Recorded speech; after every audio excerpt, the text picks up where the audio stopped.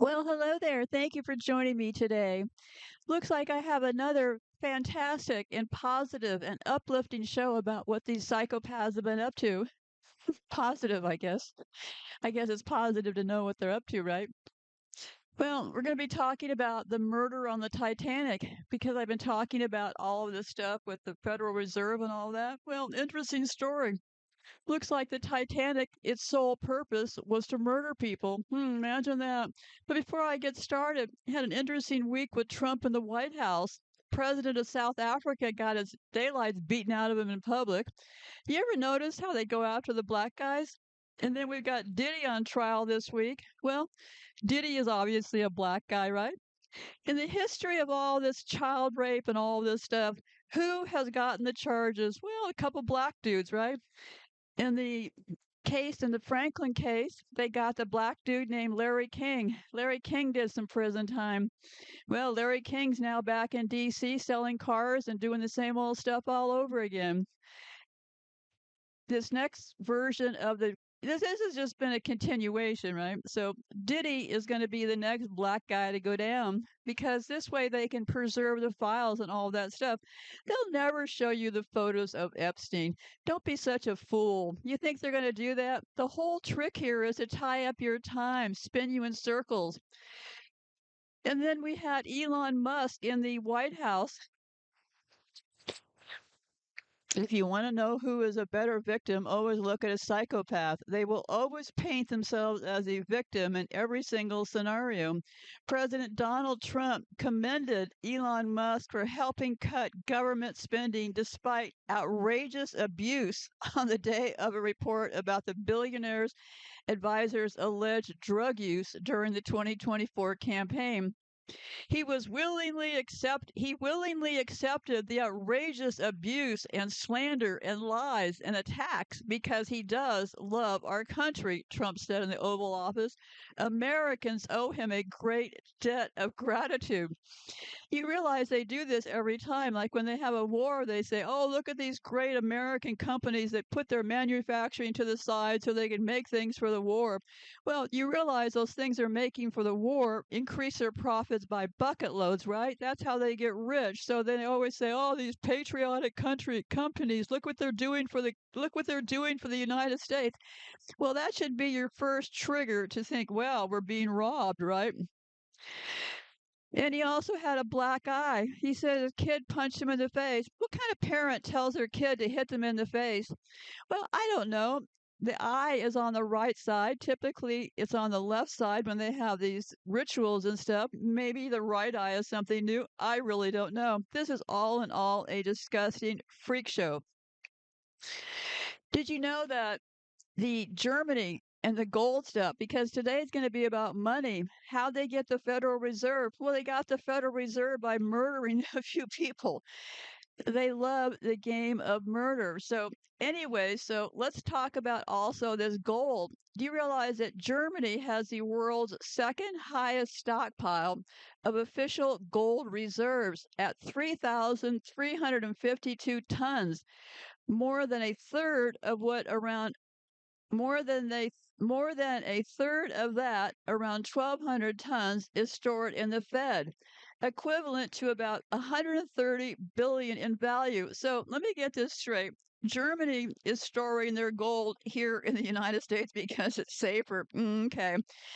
Yet President Trump's adversarial rhetoric against the country and its allies have prompted calls to check on those reserves and, if possible, bring them home. Many countries store part of their gold reserves at the Federal Reserve Bank of New York, particularly in its gold vault, located deep beneath the building in Manhattan. The practice dates back to the aftermath of World War II and the establishment of the Bretton Woods system, when the U.S. dollar became the world's primary reserve currency. Why countries store gold at the New York Fed? They do it for security. The vault is one of the most secure in the world.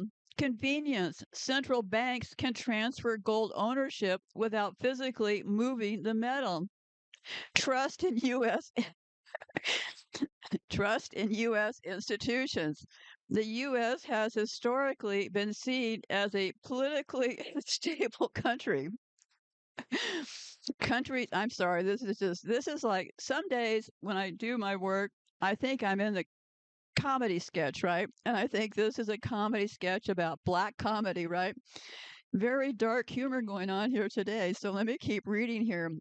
I have a list of the countries that are storing gold because it's safer here. Germany, they have 1,500 tons. They began repatriating some in 2013. They better hop on that. The Netherlands has repatriated part of the gold in recent years. Switzerland stores some of its gold abroad, including in the U.S. Now, that's kind of interesting, isn't it? Why would they need to store gold here? Turkey previously stored gold at the Fed, repatriated some in 2018. Austria stored gold in the UK and US. They began repatriating some of it. Poland stored in multiple foreign banks, including the Fed. Lebanon has gold reserves stored at the Fed. Mexico, known to have gold holdings abroad. Philippines has historically held gold in the U.S., likely stores gold in multiple global locations, including the U.S. Oh, wait a minute. That was Saudi Arabia. Um, the Philippines has historically held gold. Okay. Saudi Arabia, their best friends over there, likely stores gold in multiple global locations, including the U.S. And of course, the IMF, those crooks, has gold stored at the Fed as part of its reserve operations. In recent decades, several countries have moved some of their gold back home due to concerns over geopolitical stability, auditability and transparency, rising nationalism, or public pressure. So, the exact list of current holders is not fully disclosed by the Fed. The New York Fed only confirms that it holds gold for about 36 foreign central banks and international organizations. It does not own any gold itself. Now that's kind of curious, right? But the US does have gold reserves. In fact, it holds more than any other country in the world. The key distinction is that the U.S. does not store its own gold at the Federal Reserve Bank of New York, but instead at other secure U.S. government facilities. Now, isn't that curious? It's stored at Fort Knox in Tennessee. It's stored at the West Point Bullion Depository in New York. It's stored at the Denver Mint in Colorado. It's stored. They have some foreign. Oh, not that's not U.S. That's just foreign. Okay. Fort Knox is most famous, but is not the only place it's stored. So, anyway, so they have gold all over the place, right? Fort Knox was built in 1936. Fort Knox is an ultra secure depository specifically designed for gold. It's been the primary storage site for U.S. gold since the 1930s. It has layers of security, including 22-ton doors, alarms, and army protection. So, so it's stored at Fort Knox, West Point, and Denver, and some. I guess that's the only place. Okay, so first of all, I'm not totally convinced that gold is really real. I mean, obviously I can see gold, but I'm not sure that there is such a scarcity of gold that it has this high value and volume and need to hide it around, right? Because it's so valuable. Well, without auditing, who really knows if there's any gold in these places or not? So let me ask you this before you go out and buy gold thinking you're going to feed your family in the future. Why do you think gold is a good idea? Oh, yeah, I get it because you heard it on social media. Oh, yeah, I get it. And the added scam with gold, which I find the most curious, is that people are willing to meet people on social media, these crooks that are running these big channels and stuff. And they tell people, well, my sponsor today is so and so gold. You realize you can hold gold in your retirement funds, but you can't personally hold that gold. This is a trap, right? So you can hold gold as part of your retirement plan, but you can't personally hold that gold. You have to give that gold to a broker. Well, and these are people who are pretty much in tune with things might not go well in the future, but these same people are willing to give over their gold to someone that they got the advice from on the internet, send it to another location for them to store it so it'll qualify for their retirement funds. Well, let me ask you this. What is the plan to get that gold when everything melts down? You think these crooks are going to go, oh, yeah, well, I'll process your order. I'll send you back your gold today. Not going to happen because I don't think that gold is even real. Of all the things that aren't true, why do you believe that gold is true? Is my big question. They want people to buy gold and silver. They're all pushing it. When all of these crooks start pushing things, you should pay very close attention. So, enough of that. So, one thing that I didn't consider in the show about reincarnation is everybody's belief in evolution. Evolution is a scientific term in the theory that all life on Earth shares common ancestry. Evolution basically comes from the monkey business, right? Oh, we came up from the apes. Well, this is why. They want to do anything they can to act like, oh, it's just kind of, we came from monkeys and stuff. Nobody created us. That's what evolution is in simple terms, right? Species change over time through natural selection and genetic mutations. Human and apes share a common ancestor from millions of years ago. Are you going to believe this stuff? Not. And so it's the dominant scientific explanation for the diversity of life. So, what are these religious views on evolution? Well, of course, the Catholics. The Catholic Church accepts evolution. The church teaches that evolution is compatible with the belief in God. God created the soul directly. No spiritual aspects of humanity are from God. So what they're splitting. What they're saying is that they've decided that God created the soul directly, but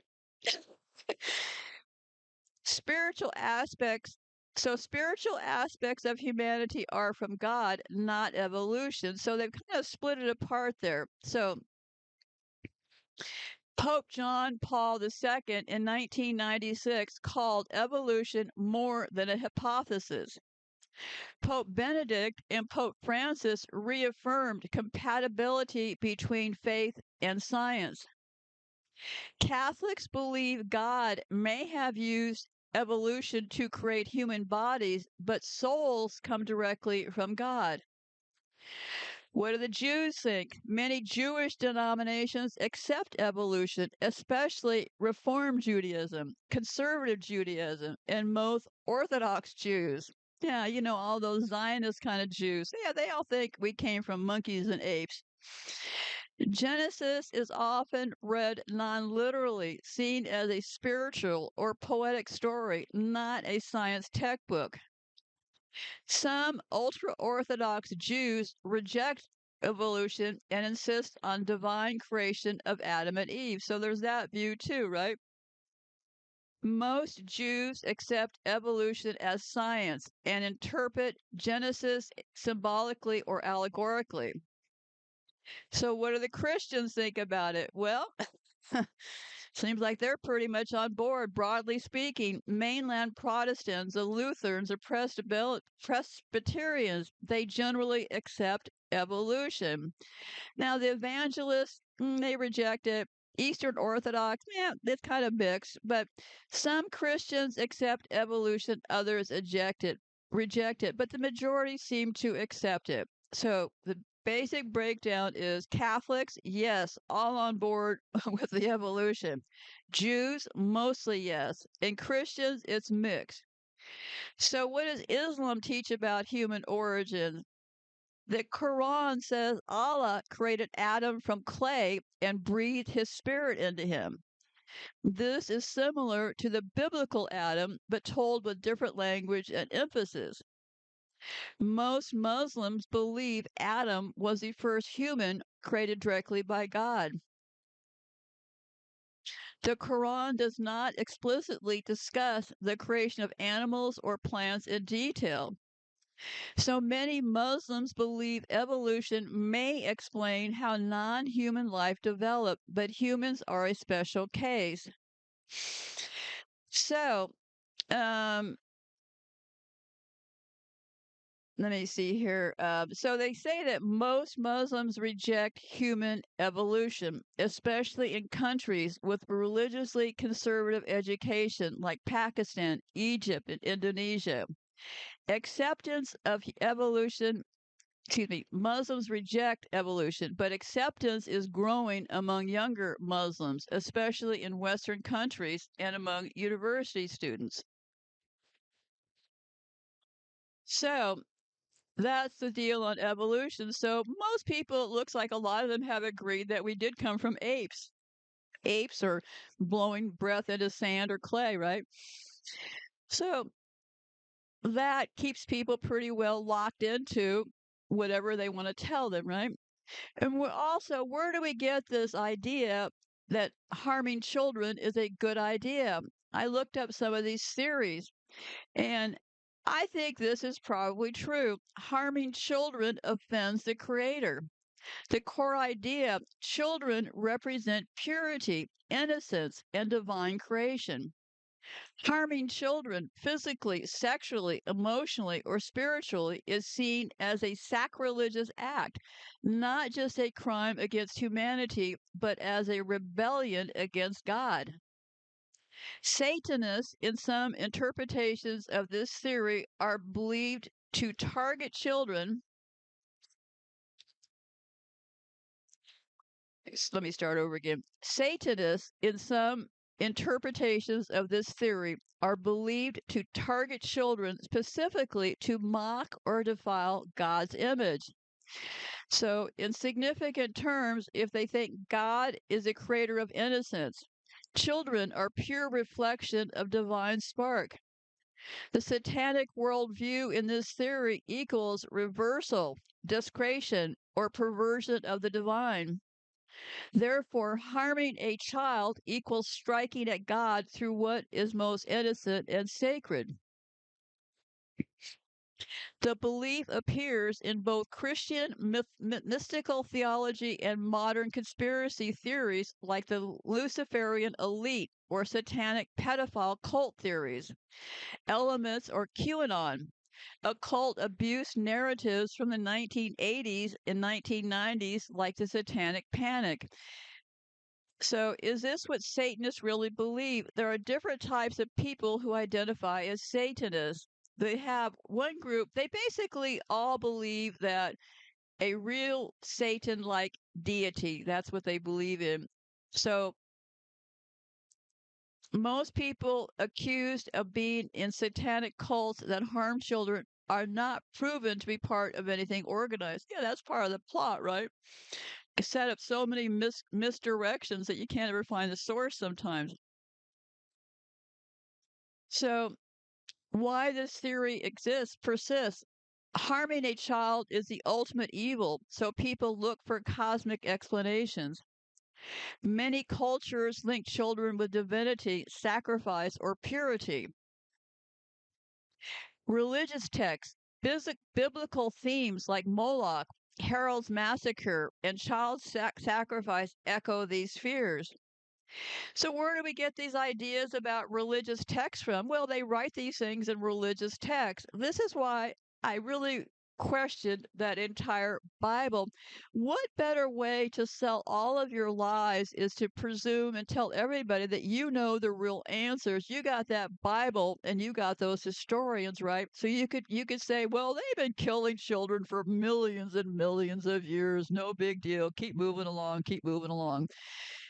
Well, they've been having pesticides and famines and black deaths and stuff for millions and millions of years. It's just bound to happen again. These are what humans do. Nothing to look at here. Keep moving along, move along. Well, that is how you create the basis for your crimes, right? You say, well, everybody has always had a history of robbing banks and beating children across the faces. So, hey, it's been happening for a long time. And they make statements like, well, any person in this position, yeah, they would probably beat the kid or steal the money because that's only human. They always want to throw us into the middle of these statements. I reject all of those statements because they want to rope us in as co-conspirators in all this, right? Every criminal wants an ally, and they want us to be their allies. Stand up, stand tall, and be proud of who you are, and start refusing to accept these labels they're trying to put on the rest of us. So, I'm going to keep moving along here, and now we're getting ready to start with a topic for today.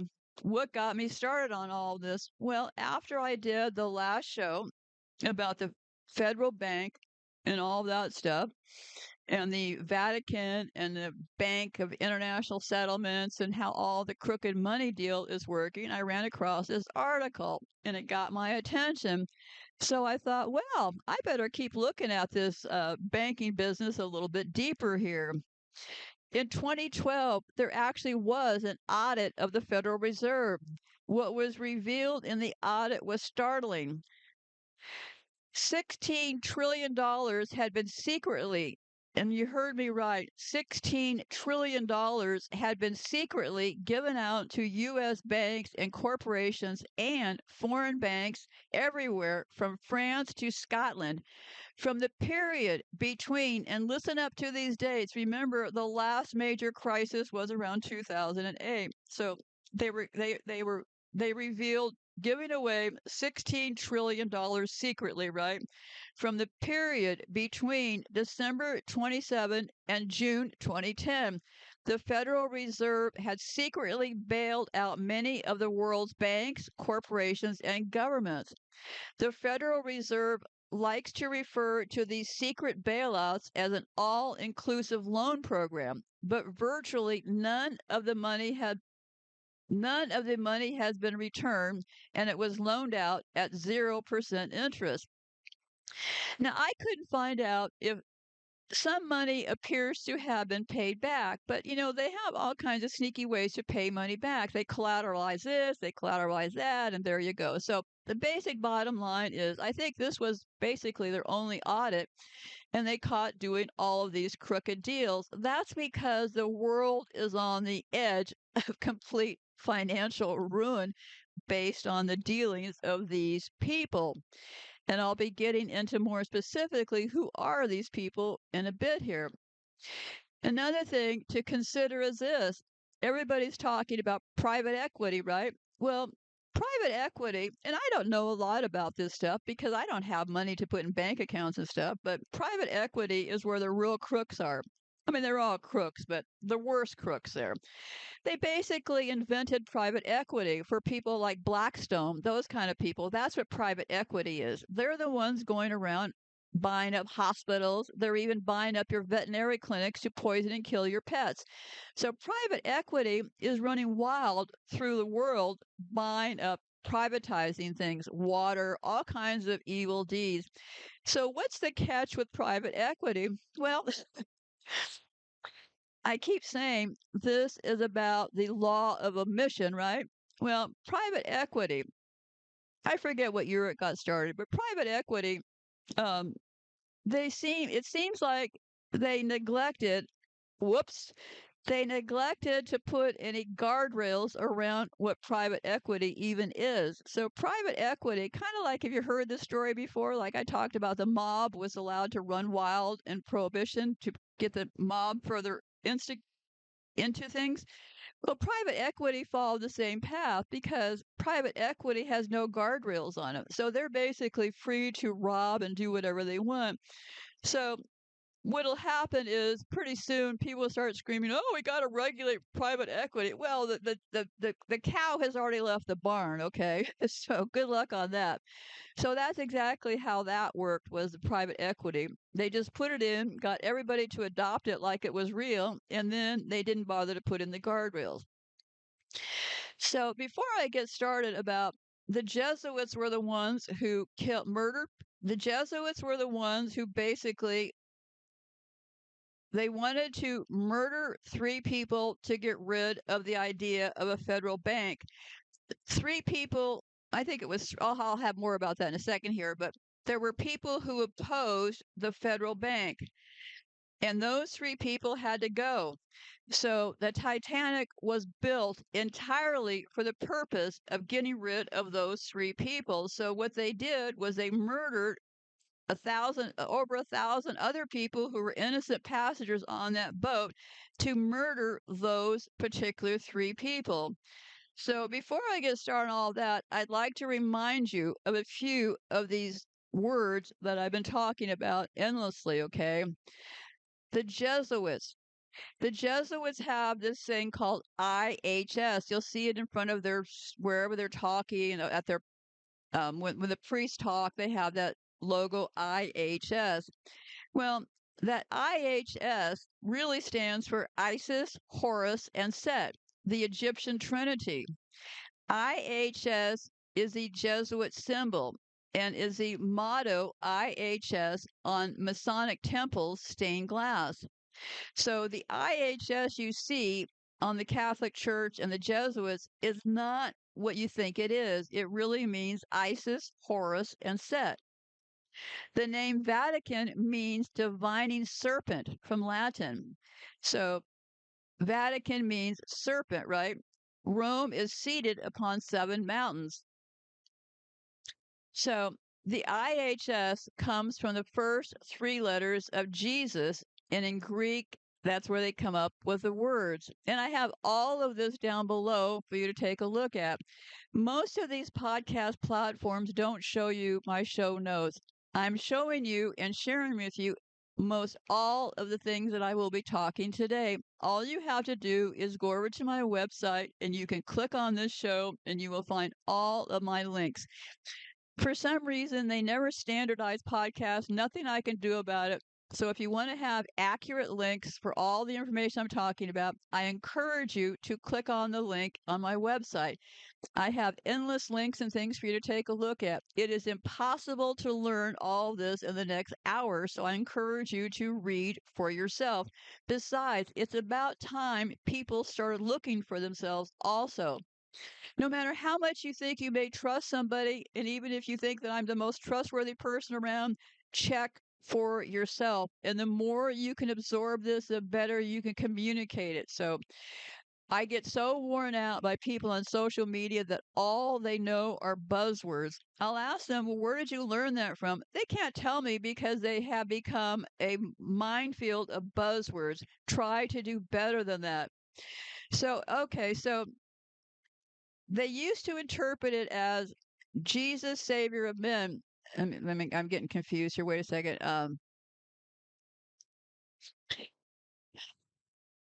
Okay. The Society of Jesus, which is the Jesuits, okay? I have an entire page about the Jesuits over on my web page also. The Jesuits adopted IHS as their official seal. It's often surrounded by a sunburst and sometimes a cross and nails. It's meant to emphasize devotion to Jesus' name and mission. It was founded by Ignatius of Loyola. The Jesuits use IHS prominently in altars, banners, and buildings. So, um,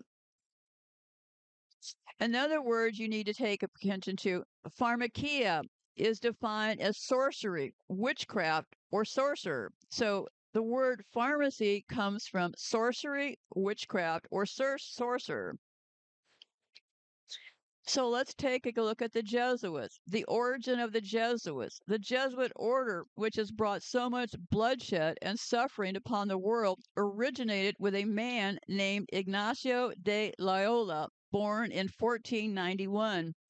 Loyola was a Spanish Basque who became a fanatical Romanist after living a debauched life as a soldier.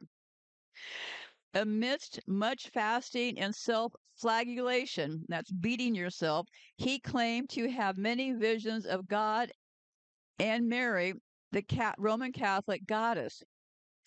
In Spain, he studied Romanist theology and wrote a book entitled The Spiritual Exercises. This was to become the textbook of the Jesuit order. And if you'll notice, these people always start from rather disturbing past, right? This guy was into beating himself, okay? Beating himself with a whip and seeing these visions. This is the person who started this. Same thing with those Opus Dei.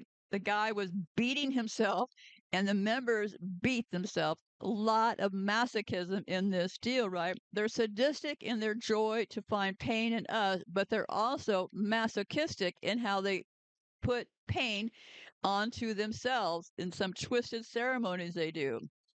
So Loyola founded the so-called Society of Jesus in 1534. And remember, I've talked about Jesus, I believe, is actually represented as demonic. So it started with a small band of friends, and in 1540, the Jesuit Constitution was drafted. Pope Paul III issued a bull approving and thus officially founding the Jesuits as a religious order of the Roman Catholic Church. But here, a most important fact must be carefully noted, for it throws such light on the real nature of the society. Loyola established the society before it received papal approval. The little band of men who made up the society at its inception in 1534 vowed to obey Loyola. These groups, they all set up in cult-like ways, right? They vowed to obey Loyola as the general of the organization before they even went to the Pope. It was not Loyola's original intention to submit his society to the Pope, but only to himself and his general. He had ambitions of his own. Only if he found it absolutely necessary did Loyola intend to seek papal approval for his society. This fact is borne out by a Roman Catholic author, Alban Butler, who wrote in 1534, St. Ignatius and his 6 companions made a vow at Montmartre to visit the Holy Land and unite their labors for the conversion of the infidels, or if this should be found not practicable, to cast themselves at the feet of the Pope and offer their services wherever he thought fit to employ them. This fact, so often overlooked, is tremendously significant. The truth is that only when Loyola and his small group failed to begin work in Palestine and cast their eyes toward Europe as a field of operation, that Loyola approached the Pope for papal approval, knowing as he did that, there being so many religious orders already in Europe, he could not work in Europe without such approval. This means that ever since the founding, the society has been totally dedicated, first and foremost, not to the Pope, but to the Jesuit general. The Jesuits are a law unto themselves. While outwardly acknowledging the authority of the Pope of Rome, their real allegiance is to the Jesuit general. All orders come from the general. Even the Pope's instructions are only passed on if the general sees fit. It is not surprising that the Jesuit general came to be known as the Black Pope. So this is where that Black Pope idea came from.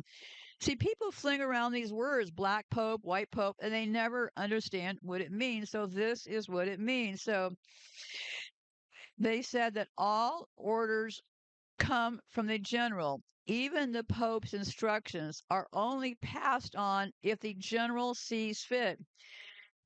It is not surprising that the Jesuit general came to be known as the Black Pope. So the Jesuit general is where that Black Pope came from. Naturally enough, when Loyola approached Paul III, the latter had strong reservations. It was not difficult to discern that men swearing absolute obedience to their general would be independent of the papacy and thus dangerous to it, even though they professed to be submissive to it. Viola cunningly suggested that the Jesuits also take a vow of obedience to the Pope to go wherever he should send them, and Paul III agreed to this and sanctioned the society. Yet in practice, the Jesuits have never taken any notice of this vow. The Pope is only obeyed when it suits them. Their purpose, what is the purpose of the Jesuit order? Why does it exist? It is simple. The Jesuits seek to convert the world to Roman Catholicism. And in order to achieve this goal, they have not hesitated to use every means, both faith, fair and foul, especially foul. They have not hesitated to lie, cheat, commit murder, or use revolution, if need be, to further their aims. At the very top of their priorities has always been the destruction of Protestantism, as shall be seen in the spiritual conflict must be discerned in all of this. Satan's age-long war on the Church of the living God. For centuries, Rome has been the center of Satan's assault on the saints of God. Through the Inquisition and other means, the devil sought to wipe out the Church of Christ. Then, with the formation of the Jesuit order in the 16th century, a new deadly weapon was created to be used against biblical Christianity. And here is a Jesuit oath. I furthermore promise and declare that I will, when opportunity present, make and wage relentless war, secretly or openly, against all heretics, Protestants and liberals, as I am directed to do, to extirpate and exterminate them from the face of the whole earth, and that I will spare neither age, sex, or condition, and that I will hang, waste,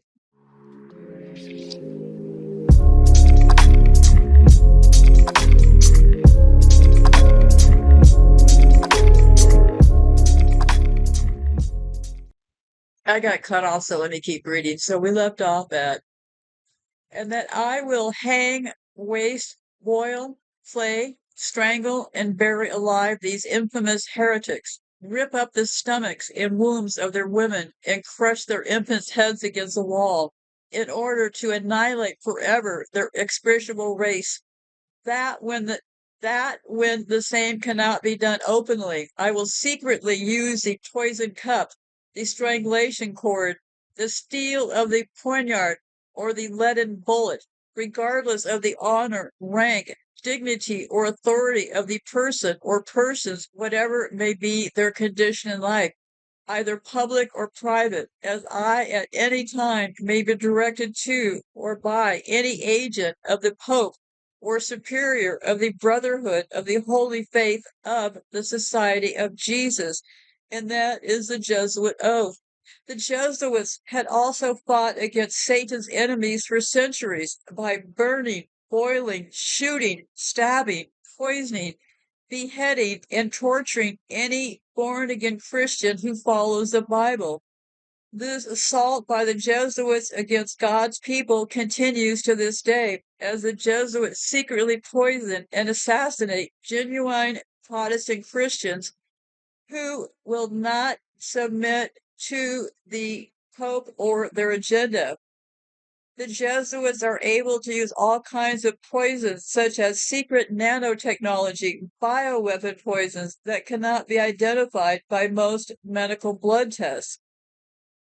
The Jesuits use the Roman Catholic Church as an institution where they become the authority over anyone interested in Christianity, so that they can control anyone interested in Christianity and stop them from truly becoming a real Christian through false doctrine, useless rituals, and dumbing down.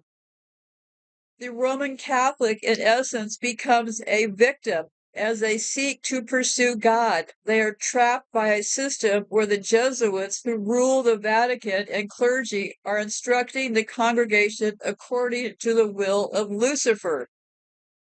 Lucifer's will, of course, is for these congregation members to be blind to the truth, so they cannot be effective in battle against him. This dumbing down of the Roman Catholic congregation is spread throughout the Protestant denomination as the Jesuits recruit Protestant preachers through Freemasonry. As we read various reports in today's media where may have been well-known Protestant ministers saying that we need to unite with the Vatican, we can observe the Jesuit influence has moved through many church denominations and is not isolated to the Roman Catholic Church. The Jesuits' job is to control anyone interested in Christianity and protect Lucifer.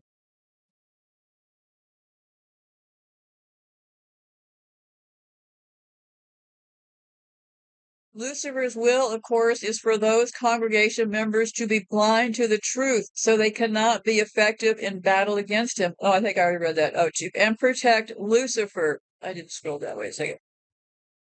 To protect Lucifer from them. The Jesuits are Satan's bodyguards on earth. That is why they are so high up in the Illuminati. The Jesuits in control of the Bavarian Illuminati raised up Hitler and the Nazis to persecute and kill many Jews who followed the Old Testament Bible. The Jesuits also used the Nazis to kill many Christians as well. Multitudes of Christians who wanted to follow righteousness also perished with Jews in the many Nazi death camps. Although many researchers claim that Jews run the Illuminati, some people in the Illuminati may be Jew by birth and have Jewish genes, but they have forsaken their Jewish religion and are following the Luciferian religion where leadership is Jesuit. For example, Heinrich Himmler admired strict organizational discipline. Himmler, head of the SS, and remember, we're here, we're the Secret Service. The new name for the SS in the U.S. was the Secret Service. So Himmler was the head of the SS, also known to favor highly regimented hierarchical systems. He had a strong interest in occultism, esotericism, and elite orders, often drawing inspiration from Catholic military orders, Teutonic Knights, and even Freemasonry, but warped toward a Nazi ideology. The SS structure has similarities to religious orders. The SS was built as an elite, quasi-monastic brotherhood with vows of loyalty and secrecy. Some scholars have noted structural and ideological parallels between the SS and certain Catholic orders, including the Jesuits. This does not mean that Himmler or Hitler directly modeled the SS on the Jesuit, but it's an interpretive comparison. Obedience was central to both. The Jesuits require a vow of obedience, especially to the Pope. The SS demanded absolute obedience to Hitler. Hitler called Himmler my Ignacio of Loyola. It appears to be secondary that he said this, but he had strong interest in the occultism, esotericism, and elite orders of the Catholic ministry. So, let me see here.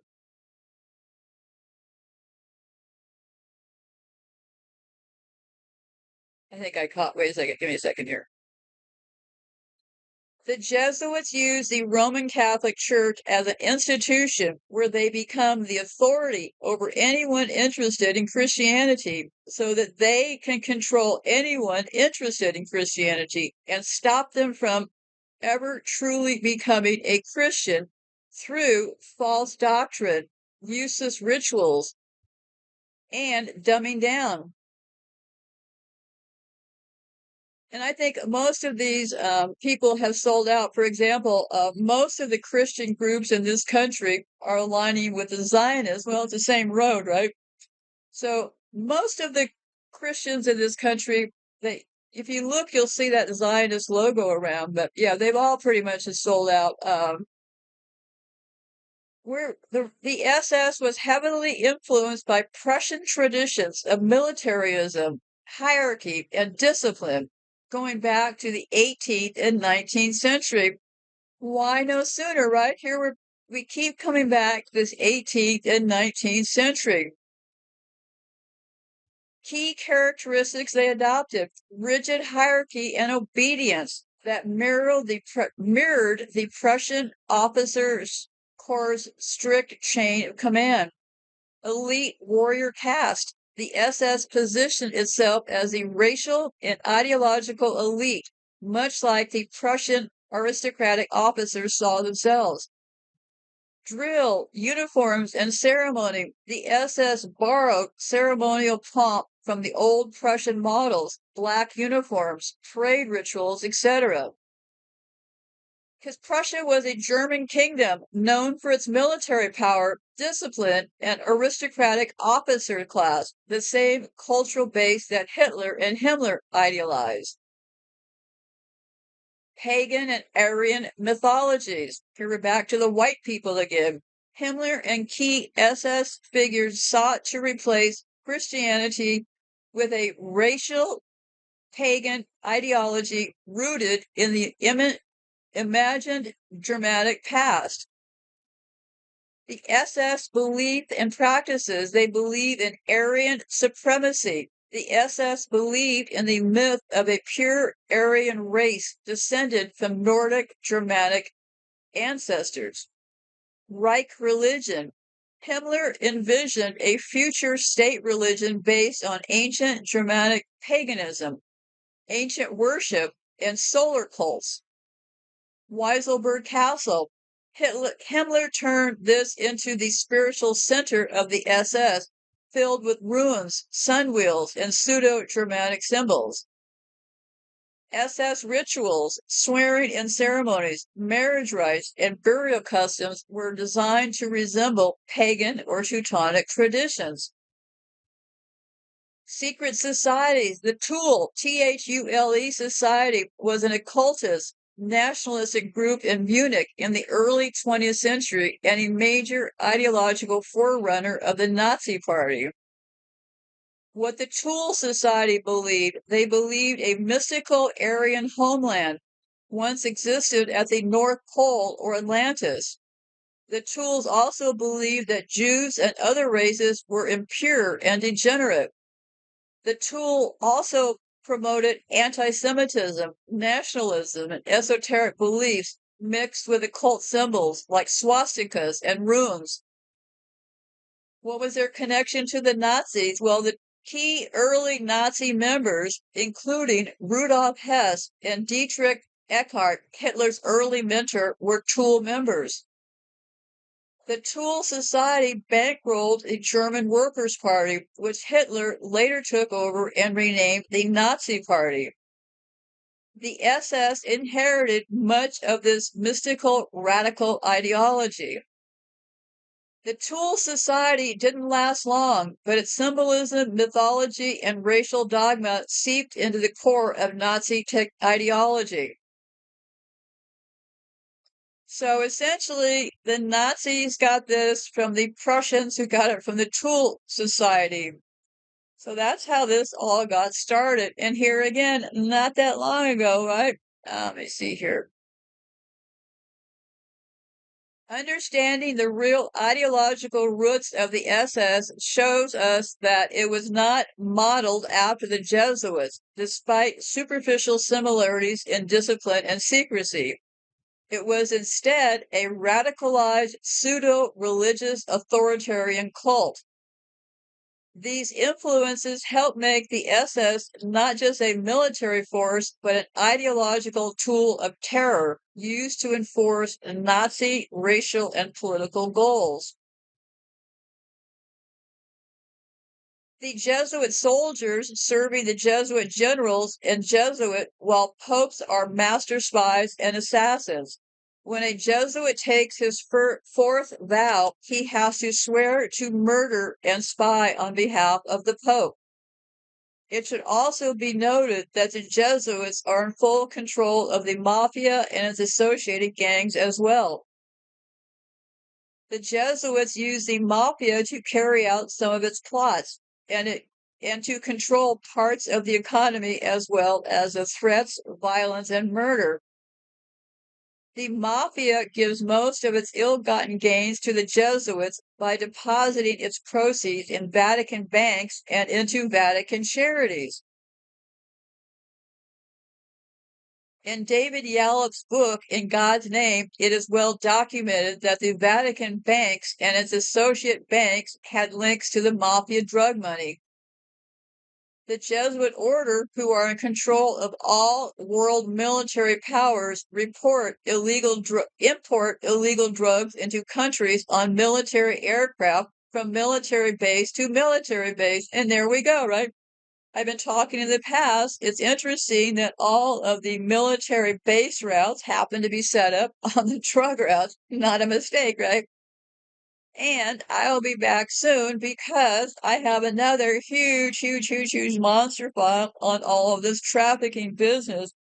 There was the biggest thing on the planet left off of this trafficking business. It is monstrous, but I can't go into it today. I'll try to get to that next, but yeah.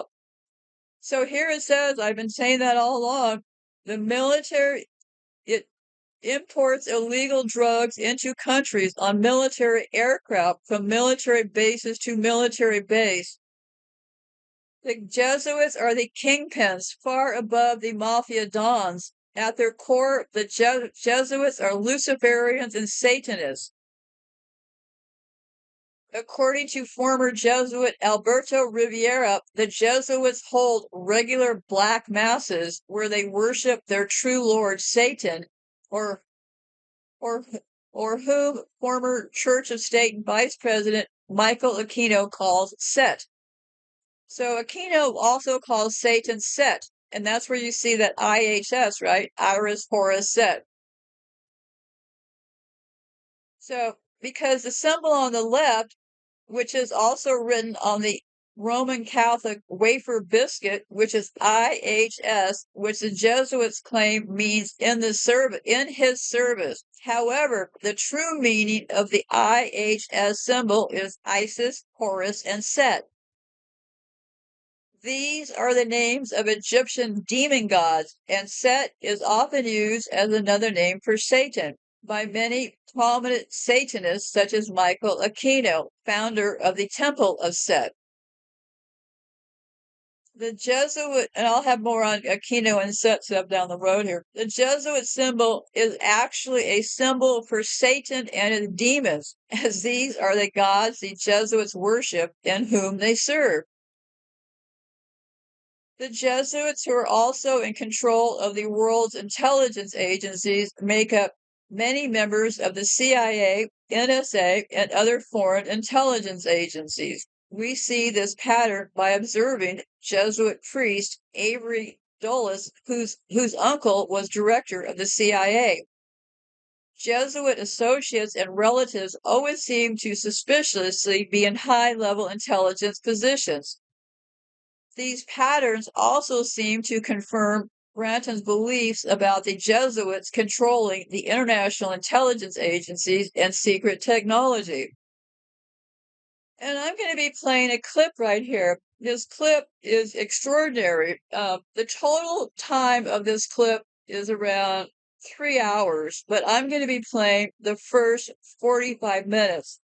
The clip is called Vatican Secret Societies, Jesuits, and the New World Order. I'm playing the first 45 minutes because it kind of gives you an overall picture of the Jesuits. I would encourage you to listen to the next part of it. And as a matter of fact, what I'm going to be doing is I'll play this clip again because I didn't mean that. What I meant was this. I will make an audio clip of this entire 3 hour or so YouTube video called Vatican Secret Societies, and that will play. I'll just list that as a separate show next. So you'll hear the 45-minute first start of this clip now, and then either later today or tomorrow, I will upload the entire clip to my podcast so you can listen to the entire clip itself. And if you want, you can obviously start at the 45-minute mark. So, What I'm going to be doing is taking a break here now, and the clip will play. The clip is extraordinary. There is some misdirection in here. There's always going to be misdirection. One of the historians, a person named Eric John Phillips, I read in the comments, they said Eric John Phelps is not the best person to speak to concerning the Jesuits. His teachings on ethnic divisions are the same as those promoted through Hitler's Jesuit replication. Know them by their fruits. Does one truly think a Jesuit would not pretend to help expose himself in a controlled strategy? Well, that's exactly how it all works. But all in all, 100% or 1,000%, this entire clip is critical. So I certainly hope you will take a listen to it. It ties in all the pieces. It also, further on the clip, will talk about the Titanic. And when I return, I will be talking more specifically about the Jesuits hooked up the whole Titanic deal to murder those people to make sure that they got their way with the Federal Reserve. They had to murder the people in their way to establish the Federal Reserve. So I will be back on the other side.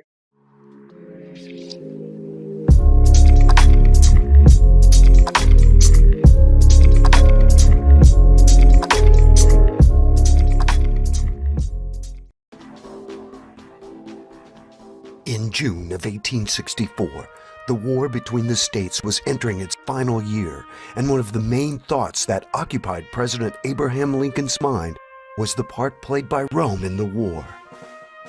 Lincoln said repeatedly, "This war would never have been possible without the sinister influence of the Jesuits. We owe it to popery that we now see our land reddened with the blood of her noblest sons." This seems to be a strange statement by President Lincoln, considering what is taught today about the war between the states. Nothing is ever mentioned of a religious element in the war, or that the Pope and the Jesuit order were intimately involved. But Lincoln was not the only voice raised in opposition to the Pope's meddling in the affairs of this country at that time.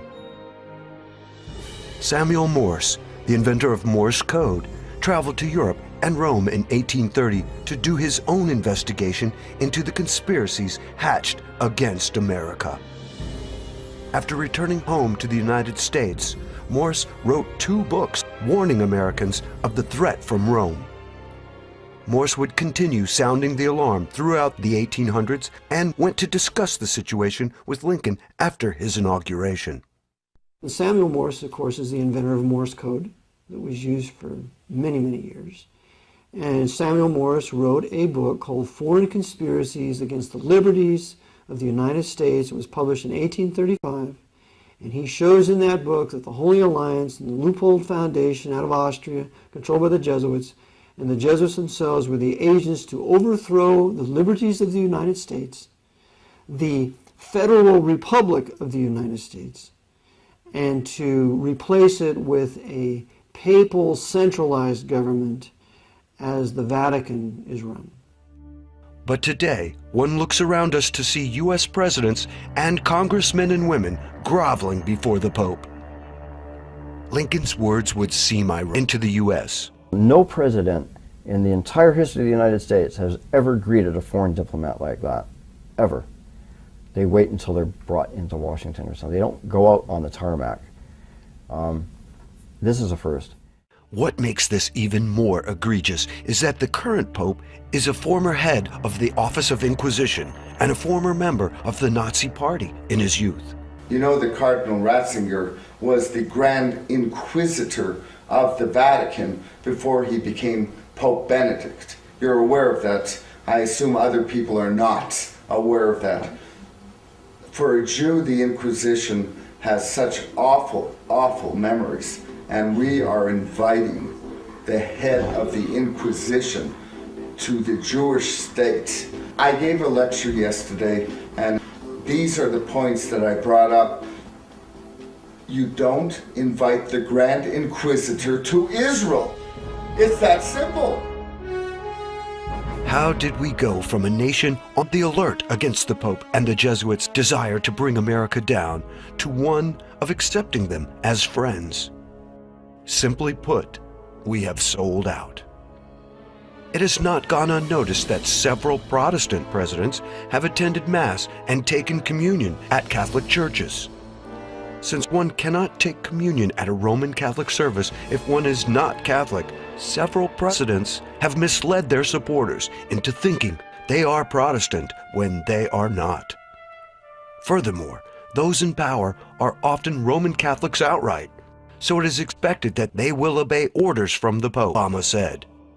We look forward to a very strong relationship between our two countries. It is important to remember these words of President Obama and what they mean. The Pope is not just a spiritual ruler, he is a territorial ruler. The name of his country since 1929 is Vatican City.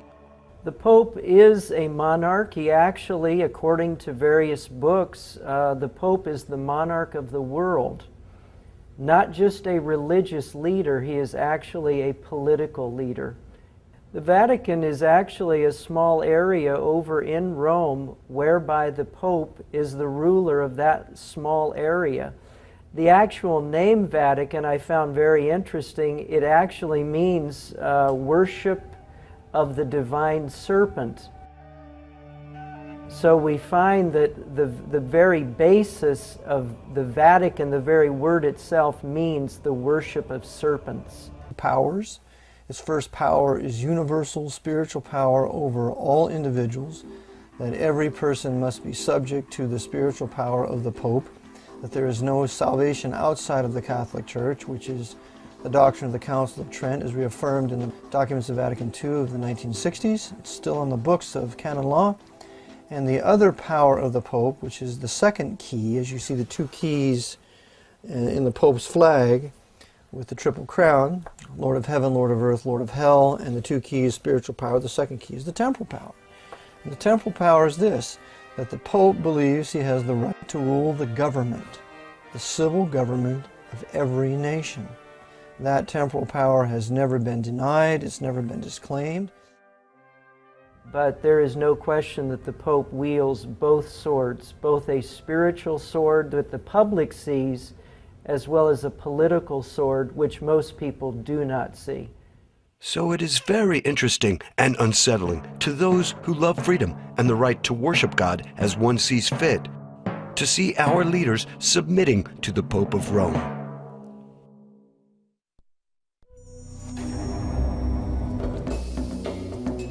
Now let us revisit Lincoln's words. We have discussed the popes and the papacy, but what about the other group Lincoln mentioned? He spoke of the sinister influence of the Jesuits. Who are the Jesuits? Jesuits are a group of people that were raised up right around 1535, 1540. Their leader was Ignatius Loyola. They basically had two purposes. One purpose was to destroy the Protestant Reformation. Because as you remember, Martin Luther had appeared at the Diet of Worms in 1521, stood before Charles V and the Holy Roman Empire. And so the Catholic Church sought to stop the Protestant Reformation that Luther began, and they couldn't do it. And so about 20 years after Luther stood at the Diet of Worms, the Jesuit order was created. And one of their purposes was to destroy every vestige of the Protestant Reformation, both in the religious realm, in the political realm, and in the economic realm, because the Protestant Reformation not only affected the religious arena, it also affected the political and the economic arenas as well. That was one goal of the Jesuit order. The other aspect was to restore the supremacy and dominance of the Pope throughout the world. The Jesuit order has directed popes concerning policy, both foreign and domestic, since 1540, in particular since the Council of Trent. The Council of Trent, indeed. It started in 1545. It went for the next 18 years.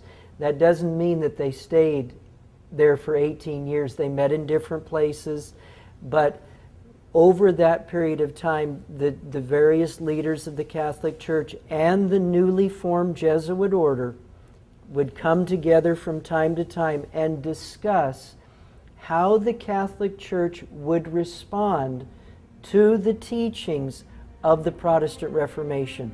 Would they accept them, or would they completely reject them? So the doctrines that were being championed at the Reformations, the doctrines of grace, justification by grace through faith, justification by faith alone, sola scriptura, only the scriptures, by grace alone, through faith alone, etc., etc. No baptismal regeneration, that there is only salvation in Christ, that we do not participate in our salvation. It's not a joint effort of man and God, etc., etc., etc. All the doctrines championed by the Reformers were absolutely accursed and condemned and reprobated by the Council of Trent that the Jesuits really oversaw from 1545 to 1563. It was an 18-year council in the town of Trent, Italy, and that is the foundation of what we call the Counter-Reformation.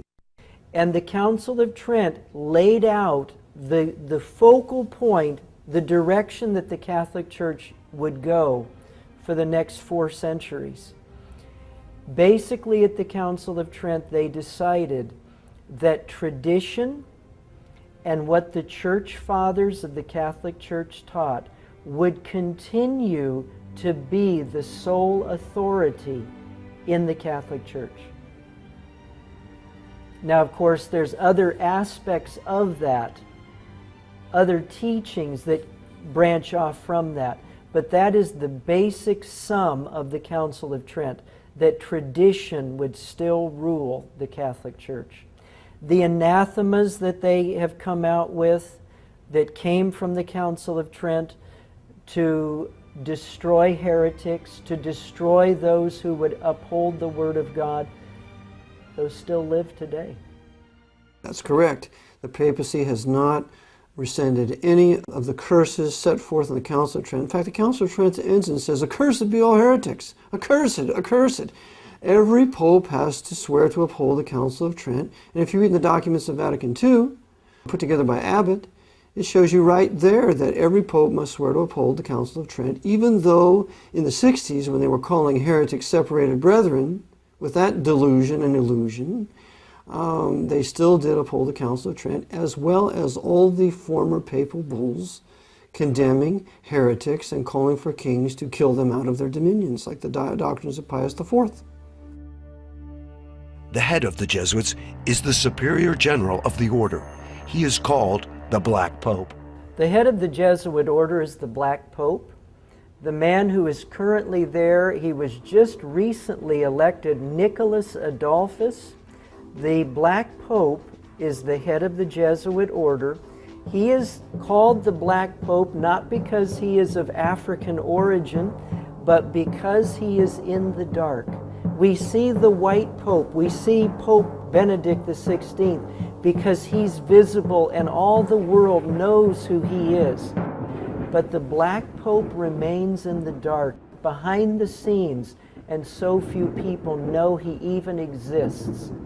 But that's why he's called the Black Pope, and he's the one who heads the Jesuit order. There is an ongoing war against anyone who resists the power of the Pope. And this war is directed by the Jesuits. This war is not waged openly by the Jesuits. The Society of Jesus moves in the shadows. They infiltrate and get others to do the dirty work of assassination. If armed conflict is needed, they use the army of one nation to bring a disobedient nation to its knees. The Jesuits would do that very thing. They were very intelligent. They're still very intelligent people. What they would do is they would infiltrate, they did it through economics, through the merchants. They would then come in, start teaching. They were very wise people. They would then infiltrate not only into schools, but they then would infiltrate into local government and then rise up to higher government officials. We find that repeatedly in the book by Avril Manhattan called Vietnam, Why Did We Go?, where he talks about how they followed this exact plan throughout Southeast Asia. They did it in Japan, they did it in China, they did it in Korea, they did it in Vietnam. They did it all along the Pacific Rim. Well, eventually what would happen, you would have created Catholic cities where all the people in towns would become Catholics. Well, they would then try to put their Catholic ideals onto the major religious populace of a country. In the Far East, of course, the major religious populace would be the Buddhists. So these Catholics in these countries, these converts to Catholicism, they would try to push their Catholicism on their Buddhist friends. And when the Buddhist friends rejected it, the Catholics would start to use force. Well, then the Buddhists would appeal to the local governments, the state governments, the national governments, and then there would be revolution. It got so bad in Japan that in 1639, the Japanese emperor, he said, no more Catholics, no more Europeans will come to our island again. And that ban stayed there for almost 2 centuries. This happened throughout the Far East and in other countries throughout the world. Why has this assault on the non-Catholic world been ignored by most people, especially Protestant ministers? Billy Graham he didn't protest towards the latter part of his life. For the first part, I think he was solid when he first started. But along around the early 60s, his voice was silenced. Robert Schuller, Paul Crouch, Hal Lindsey, Pat Robertson, James Dobson, all of these men, they're not protesting. What they have become are agents of Rome. I remember back when I was starting my student teaching, I was teaching 7th grade history to young people talking about the Pilgrims and Puritans coming over to America. The book said absolutely nothing about why they were coming to America. And I was just reading, and I've got a book here called the Rothschild Money Trust, and also a book about the Rockefellers, the Rockefeller File by Gary Allen. But these people have set up trusts, and they have rewritten the history books. They have rewritten the history books so that the 7th grade history book that I was teaching out of said nothing about the Reformations. We have to remember that the papacy, specifically the Black Pope, controls all high-level Freemasonry. That includes the Pope's Masonic Jewish Zionist running his Kingdom of Jerusalem. That includes the top Freemasons in this country, especially the temple there in Washington, D.C. That includes all of your big evangelists. For example, Billy Graham is a 33rd degree Freemason. Now, I know the Billy Graham organization denies that, but it's still the truth, because we know, according to the honest 33rd degree Freemason who was truly converted to Christ when he believed the gospel and was saved by the grace of God, his name was Jim Shaw, that when he was inducted into the Order of the 33rd degree in Washington, D.C., he said there were 2 former presidents there on in that council, and one of them was Gerald Ford, a 33rd degree Freemason who pardoned Nixon, and the other was Jimmy Carter, 33rd degree Freemason. So there they are at the Grand Council. Another one was an international evangelist, which he later told others that it was Billy Graham, because the publisher refused to put Billy Graham's name in there. So Billy Graham was there. So Billy Graham is nothing more than the high-level Masonic shill for the papacy, which is also fraught with Freemasons if you read the book In God's Name by by David Yallop. And so we talk about Robert Schuller, for example. Robert Schuller is another 33rd degree Freemason. He went to Rome to get the Pope's blessing to build his Crystal Cathedral. And Robert Schuller is a personal friend of the anti-white, hateful racist Louis Farrakhan, who is another high-level Freemason who runs the Nation of Islam for the Archbishop of Chicago. So we have all these high-level Masonic leaders, black and white, of all these various different religions, working together for agitation among the peoples of this country, but never ever exposing the papacy as the true heart and soul and its real master. All of this sounds incredible. It becomes less so when one examines the oath of the Jesuits. We have to understand that these men have died to their own self-will. It's something a Christian should do. That's the way we should be. We have no life anymore. Our life we're dead with Christ and we're hidden God with Him. When Christ is revealed, who is our life, then we shall be revealed with Him in glory. We need to learn to die to ourselves and count our lives as nothing. That our only purpose is to do the will of our Master. And when He's finished with us, then let us die. The Jesuits have done this, but they do it for the devil. And so they have completely been emptied of their own personalities, and upon the order of their commander will do exactly what they're told. There's no such thing as a disobedient Jesuit. They're all under orders. They've been trained for 15 years. They're soldiers. They're more of a Marine Corps than the Marines. The Marines were fashioned after the Jesuit order. You break the man down in boot camp, you rob him of his personality, you shave his head, you put all the same clothes on him, they're all treated the same, they're treated like dirt. We're going to rob you of your will so that we can mold you into what we want you. That's all Jesuit. So, this is how they think. In a given the order, they will kill you, me, themselves, their mother. Anything they're ordered to do, that is what they will do. We're going to bring down 9/11 today, gentlemen. Okay, give me the order, what we do, what button we push. Do I need to be inside, outside, what is it? And that's what they'll do. We need to bring down the Pentagon today. We need to blow up the Arizona in Pearl Harbor in 1941. Okay, I'll be there. What's my orders? They're all under orders. And this is why you can have no country with a Jesuit presence in it. They have to be expelled. And all their agents that they work through must be expelled. And this is exactly what Tsar Alexander I did in 1820. He kicked out all the Jesuits out of Russia. In 1822, he shut down all the Masonic lodges. And in 1825, he was poisoned. So this is the Jesuit mindset, and we should read the spiritual exercises. We should read some of their works. We need to read the Jesuit doctrines of regicide, how it's no murder to kill a heretic, how it's okay to lie, cheat, and steal, how it's okay to kill your enemy, how it's okay to kill a woman that you commit adultery with. If she should want to tell on you, you can kill her. It's all right in there in their canon law. It's okay to steal.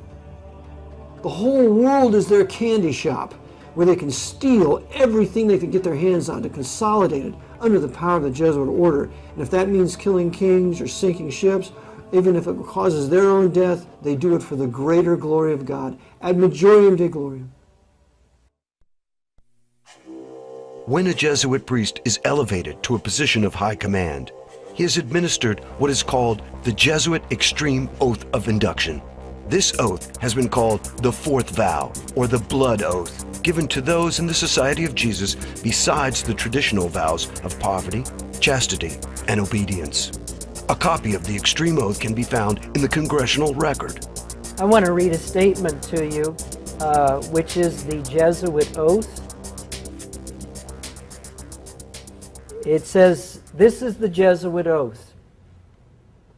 I do further promise and declare that I will have no opinion or will of my own, that's from the Spiritual Exercises of Loyola, or any mental reservation whatever, even as a corpse or cadaver, but will unhesitatingly obey each and every command that I may receive from my superiors in the militia of the Pope.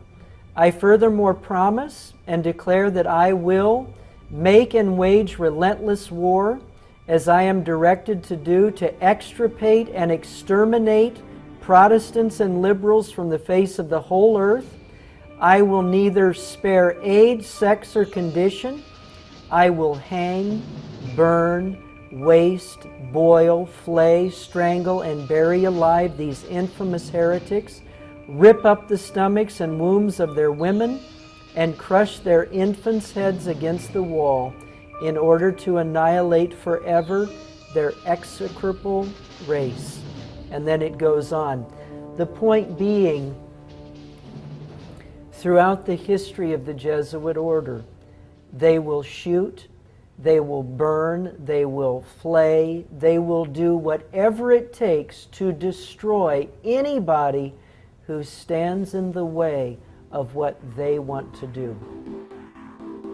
In 2009, the Jesuit general was confronted about the oath. One of the things in your Jesuit high oath, I think it says something about, furthermore, you promise to declare that we'll, at the first opportunity, seek war at any opportunity against heretics, Protestants, liberals. What is that? See here? And that you will spare neither age nor sex nor condition, and I will hang, waste, boil, flays. You've never seen this before? No, I've never seen it. Strangle, bury alive. It's horrible. And I was like, look, it's in the congressional record. Thank you very much. Thank you for coming. Does the oath and activities of the Jesuit reflect anything Christian? Or is it as Jesus said, "Beware of false prophets, which come to you in sheep's clothing, but inwardly they are ravening wolves"? What else do we know about the Jesuits? They have been thrown out of 83 countries over the last 500 years. That is correct. 83 countries have physically removed them. And why was it necessary to remove them? In a word, power. The Jesuits have throughout history sought to take over and control every country in which they reside. Since their beginning in 1540, the Jesuits' power grew until they controlled the papacy, the Roman Catholic Church, and many of the governments of the world. In 1773, all of that changed. One by one, countries began to expel the Jesuits from their borders.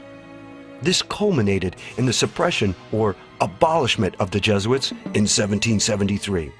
In that year, Pope Clement XIV officially disbanded the order forever.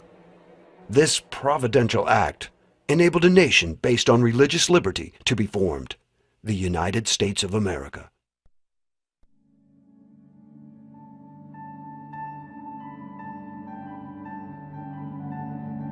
At the same time in history as the Jesuits were suppressed, the American Revolution occurred. Many believe this was no accident, but an act of God. I see the suppression of the Jesuits as providential, because without the suppression of the Jesuit order, there is no successful American Revolution, period. We have to understand that the Protestants and the Baptists of Europe had been persecuted in excess of 200 years, crying out to the Lord for some place to live where they could worship Him and seek His face and be obedient to His word. That nothing else was more important to them than that. And so as a result, the Lord answered their prayers and opened up North America to them in the 1600s, but ultimately to get a government that would protect them in their rights of freedom of worship, freedom of press, freedom of conscience, freedom of self-defense, in what came to be the American Bill of Rights and then, of course, the U.S. Constitution. So without the suppression of the Jesuit order, there is no escape for us out of Europe into North America to start a free nation where we can worship God according to the dictates of our conscience. As the Americans were determining and setting up a constitution where Protestant principles would reign, where freedom of religion would reign, where people would have the right to bear arms, where people would have a right to a fair trial, where all of these principles are being laid down, the Jesuit order is abolished. If the Jesuit order had not been abolished in 1773, and as they watched a Protestant country rising up in the Western Hemisphere, the Jesuit order would have used not only England, who they did use in the American Revolution, they would have used France, they would have used Spain, They would have used Portugal because those were all Catholic countries. They would have used all those countries to destroy this growing Protestant nation, and it would never have been established. Having had their power and influence greatly diminished, the Jesuits were unable to stop the American colonies from establishing a Protestant republic. That is to say, the Jesuits were in no condition to coordinate a crusade against the new Protestant republic as they had done with England in 1588 by using the Spanish Armada. But the Jesuits had one ace in the hole. Many of the founding fathers were deists and Freemasons. They attended church services and publicly paid homage to the God of the Bible. But in reality, they did not believe in miracles or the divinity of Jesus Christ. Their God was the great architect of the universe, not the God of the Bible. Thomas Jefferson went so far as to create his own Bible by cutting out verses he agreed with and pasting them into a blank book.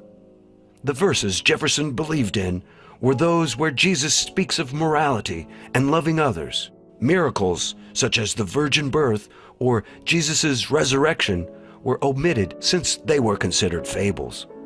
Freemasons like Benjamin Franklin and Thomas Paine had little regard for the divine, miracle-working Jesus of the Bible. Thomas Paine, author of the famous pamphlet Common Sense, wrote a book called The Age of Reason. In it, Paine says, Jesus Christ wrote no account of himself. The history of him is altogether the work of other people. And as to the account given of his resurrection and ascension, it was the necessary counterpart to the story of his birth. His historians, having brought him into the world in a supernatural manner, were obliged to take him out again in the same manner.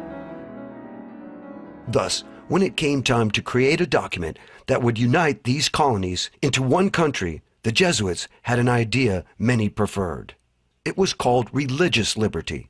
The First Amendment to the Constitution would allow all religions to exist in America, not just religions based on the Protestant Bible. In the new American Republic, Roman Catholicism was allowed to coexist with the Protestant denominations, as well as the deistic Freemasons. But most importantly, the Roman Catholics were allowed to vote just like any other citizens. This was key, as we shall see later on. For as their numbers increased, Roman Catholics could put in power other Roman Catholics, or those who were sympathetic to them, and change the nation from within. After the Revolutionary War, voting rights of Catholics did change.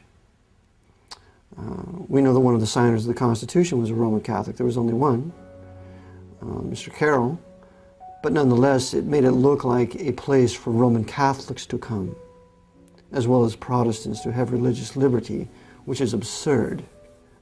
The Roman Catholic people had been used by the priests to kill us for centuries, and so why not stay in Europe?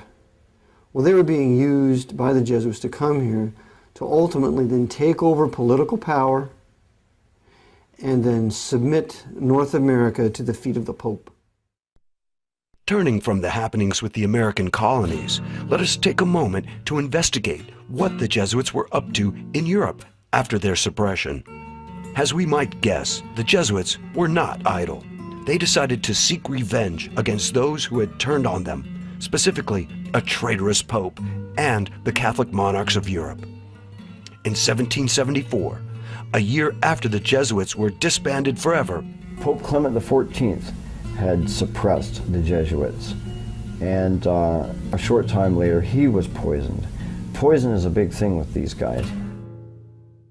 Pope Clement stated, "Alas, I knew they would poison me, but I did not expect to die in so slow and cruel a manner." A post-mortem examination of his body revealed the presence of a poison. Thus, the Jesuits rid themselves of a troublesome pope. The vendetta on the Catholic monarchs of Europe was approached in a less obvious manner. Cleverly, the Jesuits determined not to act in their own name, but decided to work through front groups and to have them take the blame for their revenge. In this way, the Jesuits would continue to appear to be disbanded and innocent of any involvement in the matter. The first front group the Jesuits used was called the Illuminati. The Illuminati was organized in Bavaria by a Jesuit professor, Adam Weishaupt, on May 1, 1776, just 3 years after the Jesuits were disbanded. Many sources only casually mention that Weishaupt was a former Jesuit, and they usually state he was an ex-Jesuit. In reality, Weishaupt never left the order. As for the order itself, it never was truly disbanded. In Bavaria, when the Illuminati was founded in 1776 by Adam Weishaupt, Weishaupt is used by the Jesuits then to continue the work of the Jesuit order under another name. Weishaupt never repudiated the Jesuits. That's a lie of many, many conspiratorial historians controlled by the Pope. They want to create this dichotomy between the Illuminati and the Jesuits. Never fall for it. Weishaupt was operating under orders from a superior, Ritchie at the time, who was the general, then later another superior. But Weishaupt then enters into an alliance with the House of Rothschild. So now we see the Rothschilds, the Jewish Rothschilds, Red Shield, become the bankers for the Jesuit order during the upheaval we will know as the French Revolution and Napoleonic Wars.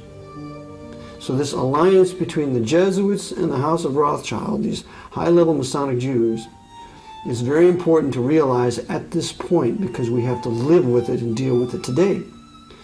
Also, Bavaria is the stronghold of the Jesuits. There was a huge inquisitional torture chamber there in Nuremberg. Interesting that the Nuremberg trials of the Nazis would be held there. And the very principles of the Illuminati, the way the organization was run, it's the very principles of the Jesuit order, and that's found in Nesta Webster's book called Secret Societies. All of the different organizations in the world, whether it be the Knights of Malta, the Bilderbergers, the Club of Rome, the Council on Foreign Relations, as you study all these different groups, and the Knights of Malta would be included in that, you find that they are like a buffer behind which the Jesuit order operates. In his book, Proofs of a Conspiracy, John T. Robison wrote concerning the Masonic lodges. At this time, 1798, the Jesuits interfered considerably, insinuating themselves into the lodges. Robison went on to say, "This society is well known to have put on every shape and to have made use of every mean that could promote the power and influence of the order. And we know that at this time they were by no means without hopes of re-establishing the dominion of the Church of Rome in England."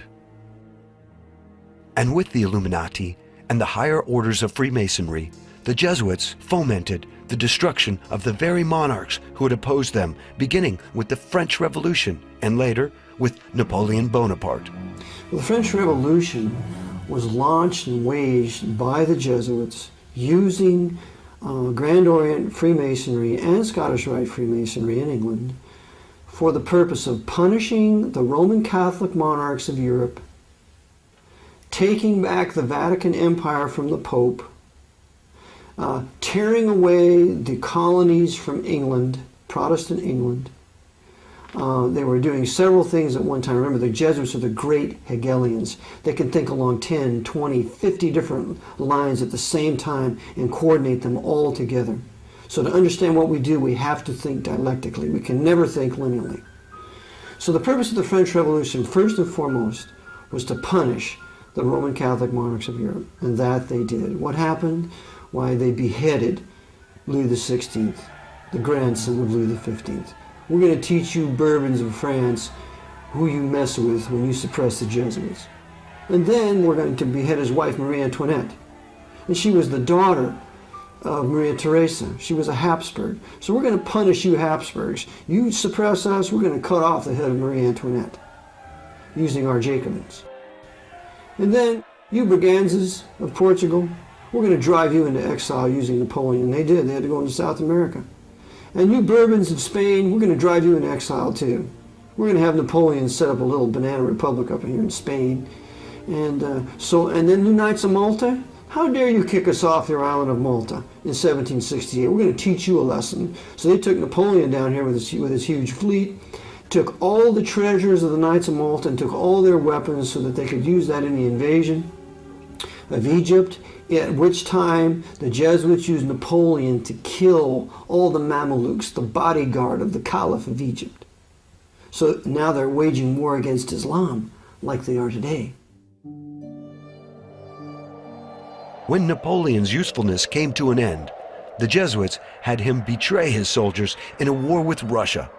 Like many of the founding fathers of America, the French soldiers were very nationalistic, and they would be a problem in the future plans of the Jesuits.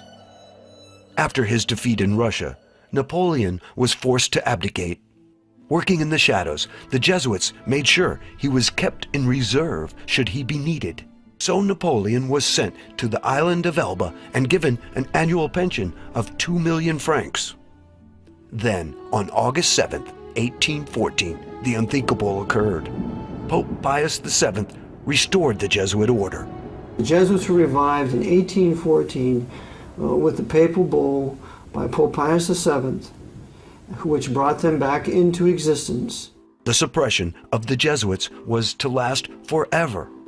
It only lasted 41 years. Former U.S. President John Adams wrote to Thomas Jefferson in 1816 about the rebirth of the Jesuits and the danger they posed to America. Adams stated plainly, "I do not like the resurrection of the Jesuits. They have a general now in Russia, in correspondence with the Jesuits in the United States, who are more numerous than anybody knows. Shall we not have swarms of them here, in as many disguises as only a king of the gypsies can assume, dressed as painters, publishers, writers, and schoolmasters?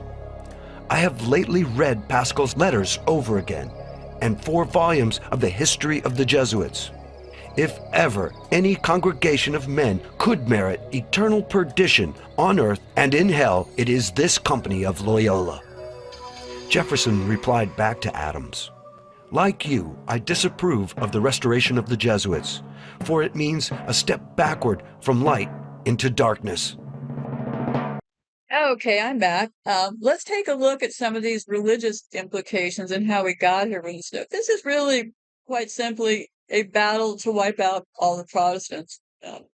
That's why they did all that Reformation and all that kind of stuff. So anyhow, so let me see here. It all started with this St. Augustine person.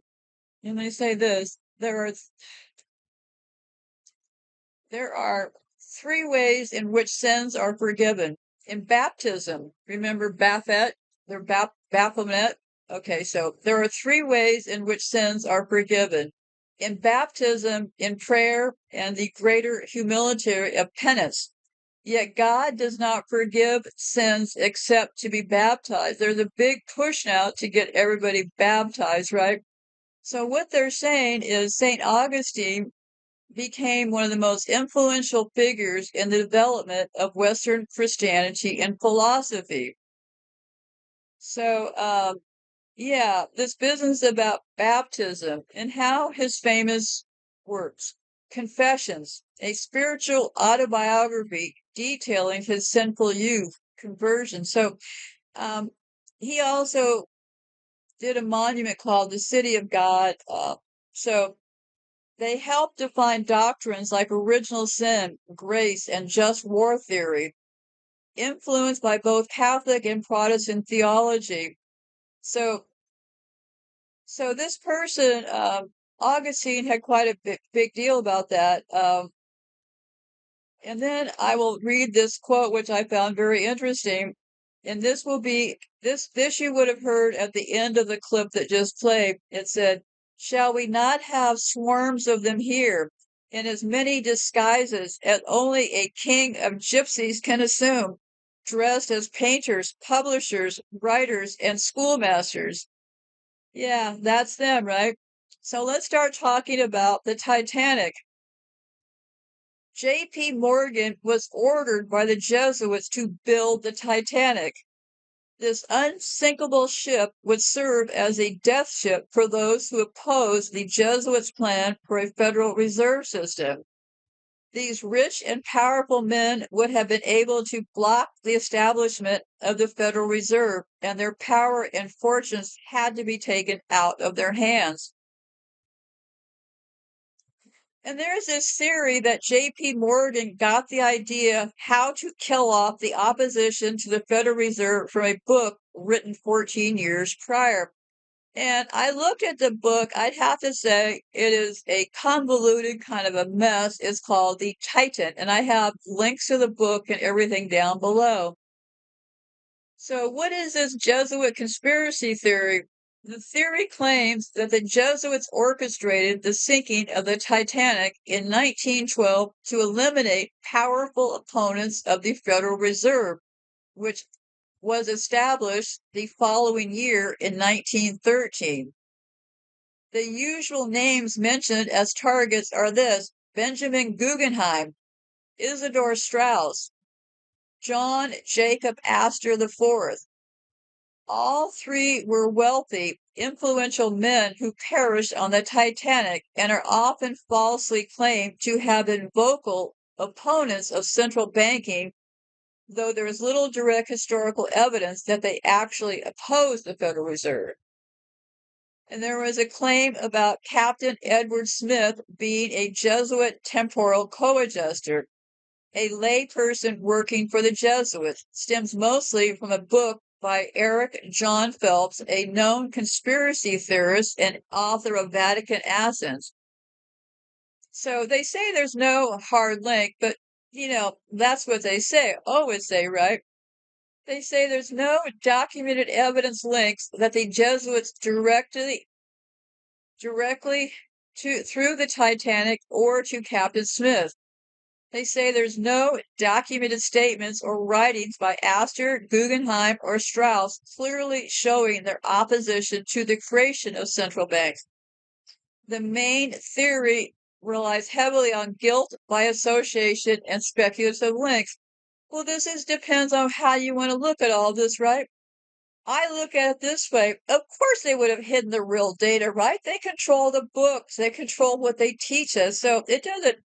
There's many theories out there. One is that the boats got swished. The other is this was done just for insurance purposes. So the one called the Olympic switch theory. Another conspiracy claims that the ship that sank was not the Titanic, but its master ship, the Olympic, which had been damaged in an earlier accident and was allegedly switched for insurance fraud. Proponents argue the ships were nearly identical and that a switch would have allowed White Star, who was also owned by J.P. Morgan's International Mercantile Marine Company, to collect insurance on a ship that would otherwise be a total loss.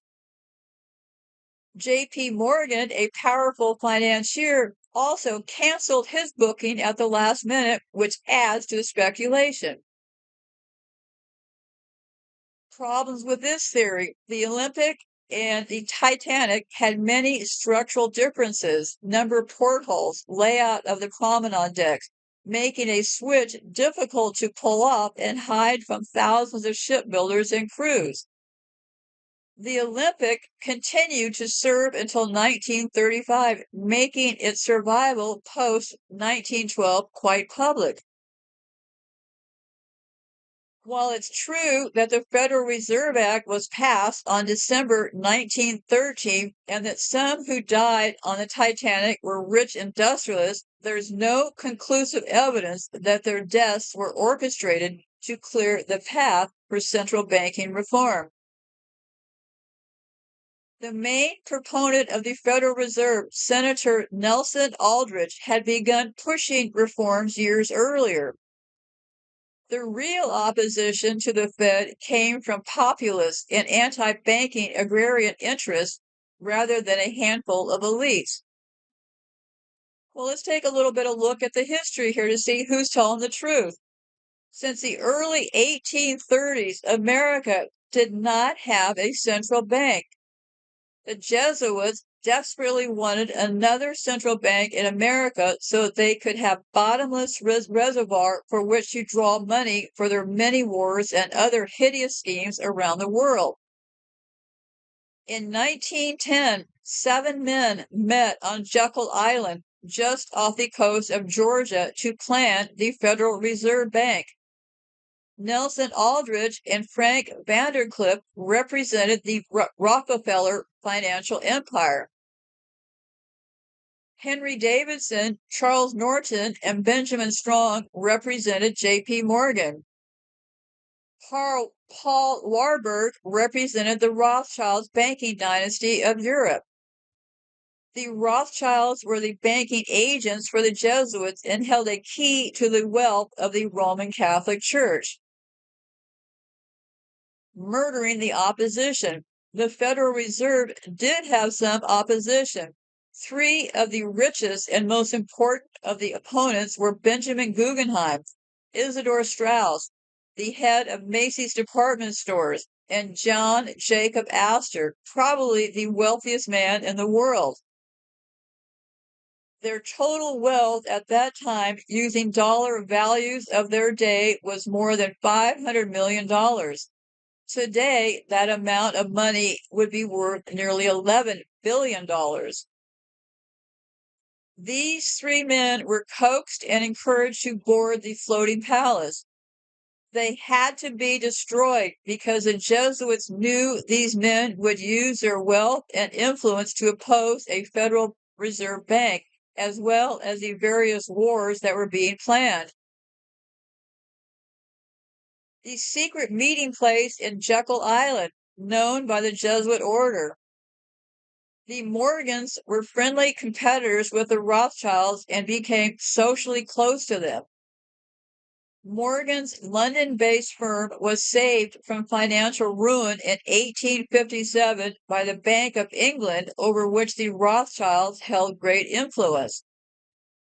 Thereafter, Morgan appears to have served as a Rothschild financial agent and went to great length to appear totally American. In the end, they worked together to create a national banking cartel called the Federal Reserve System. Rockefeller's entry into the field was not welcomed by Morgan, and they became fierce competitors. Eventually, they decided to minimize their competition by entering into joint ventures.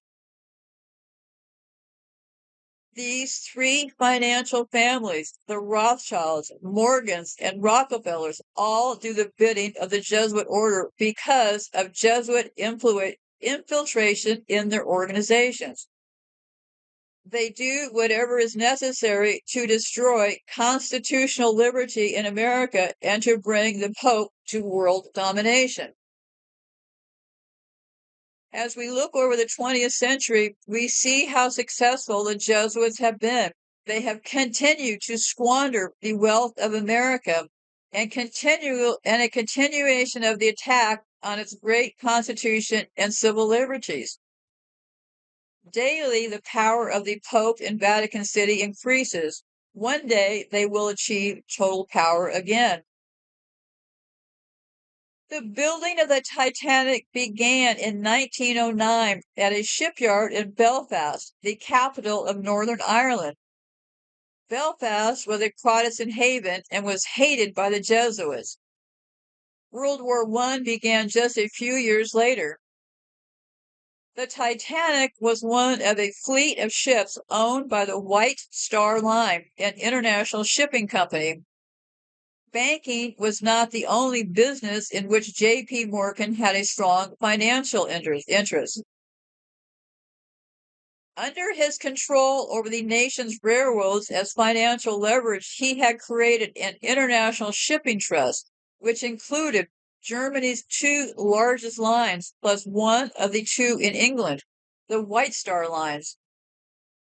There were a number of very rich and powerful men who made it abundantly clear that they were not in favor of the Federal Reserve System. J.P. Morgan was ordered by the Jesuits to build the Titanic. This unsinkable ship would serve as a death ship for those who opposed the Jesuits' plan for a Federal Reserve System. These rich and powerful men would have been able to block the establishment of the Federal Reserve, and their power and fortunes had to be taken out of their hands. They had to be destroyed by a means so preposterous that no one would suspect that they were murdered, and no one would suspect the Jesuits. The Titanic was a vehicle of their destruction. In order to further shield the papacy and the Jesuits from suspicion, many Irish, French, and Italian Roman Catholics immigrating to the New World were aboard. They were people who were expendable. Protestants from Belfast who wanted to immigrate to the USA were also invited on board. Even the faithful and good Roman Catholic people were betrayed by the Jesuits. Irish, French, and Italian Roman Catholics aboard the Titanic ship perished in the middle of the cold water of the Atlantic Ocean. Edward Smith was the captain of the Titanic. He had been traveling the North Atlantic waters for 26 years and was the world's most experienced master of the North Atlantic routes. He had worked for Jesuit J.P. Morgan for many years. Edward Smith was a Jesuit tempor coadjutor. This means that he was not a priest, but he was a Jesuit of the short robe. Jesuits are not necessarily priests. Those who were not priests served the order through their profession. Anyone could be a Jesuit, and their identity would not be known. Edward Smith served the Jesuit order in his profession as a sea captain. When a person takes the Jesuit oath, he is bound to his master until the day that he dies.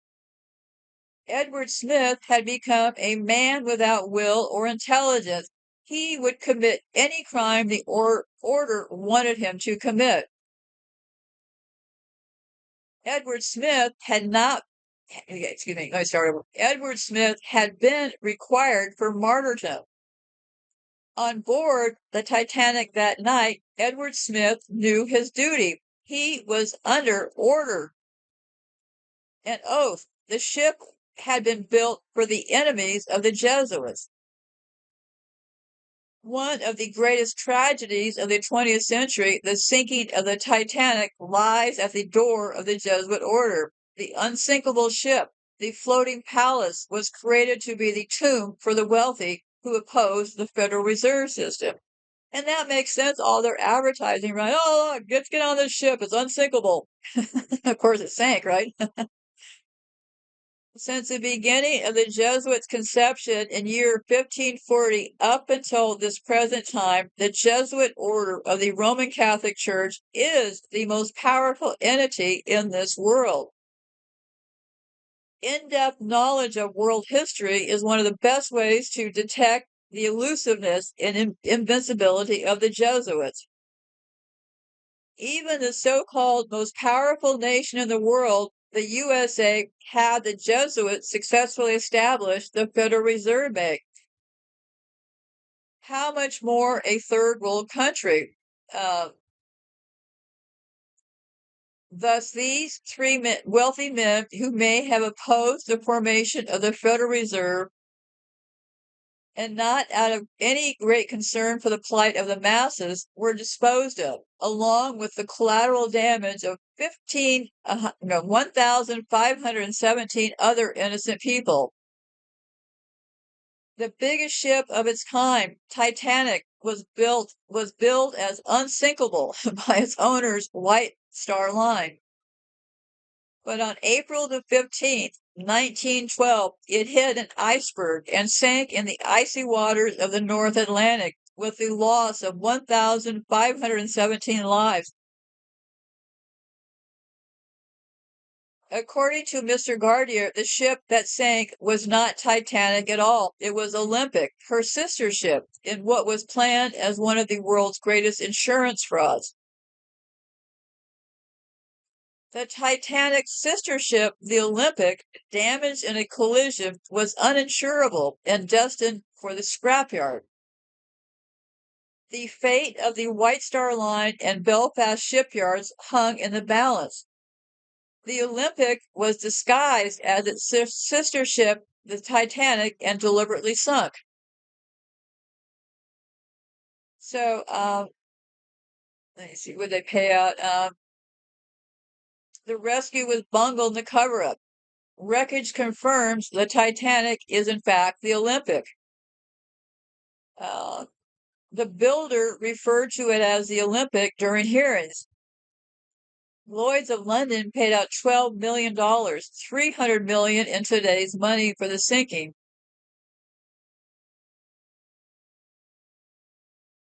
And then I found this article, and it said this. I have the whole article down below. It says, I was reading about this event, the 2012 audit of Federal Reserve. What was revealed in the audit was startling. 16 trillion had been secretly given out to U.S. banks and corporations and foreign banks everywhere from France to Scotland. From the period between December 2007 and June 2010, the Federal Reserve had secretly bailed out many of the world's banks, corporations, and governments.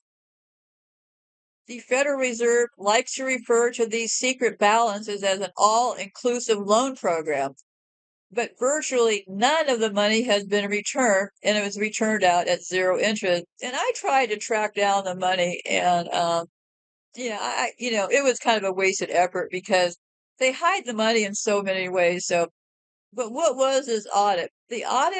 This audit was mandated by the Dodd-Frank Wall Street Reform and Consumer Protection Act of 2012. Whoops.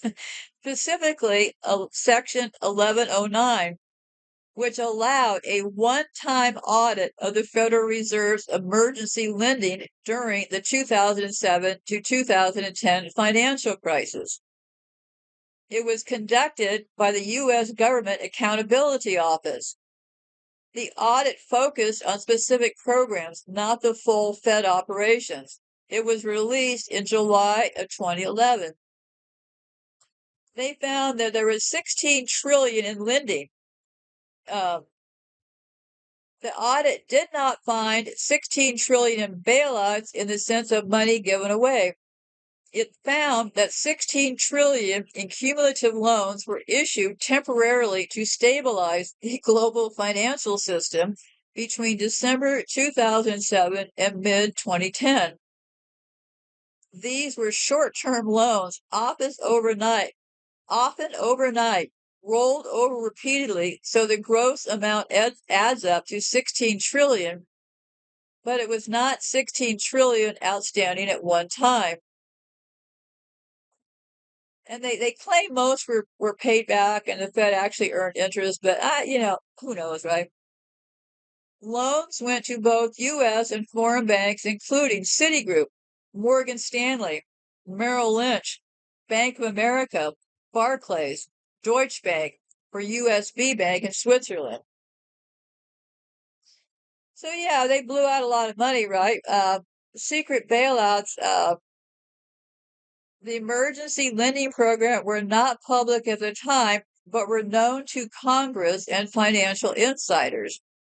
Many details became public later due to pressure, including Freedom of Information Act lawsuits and the Dodd-Frank audit. Referring to them as secret bailouts is partially true, but not a cover-up of the criminal sense.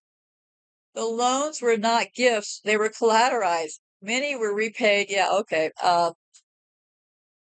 The goal was to prevent a total collapse of the global financial system after the 2008 crisis.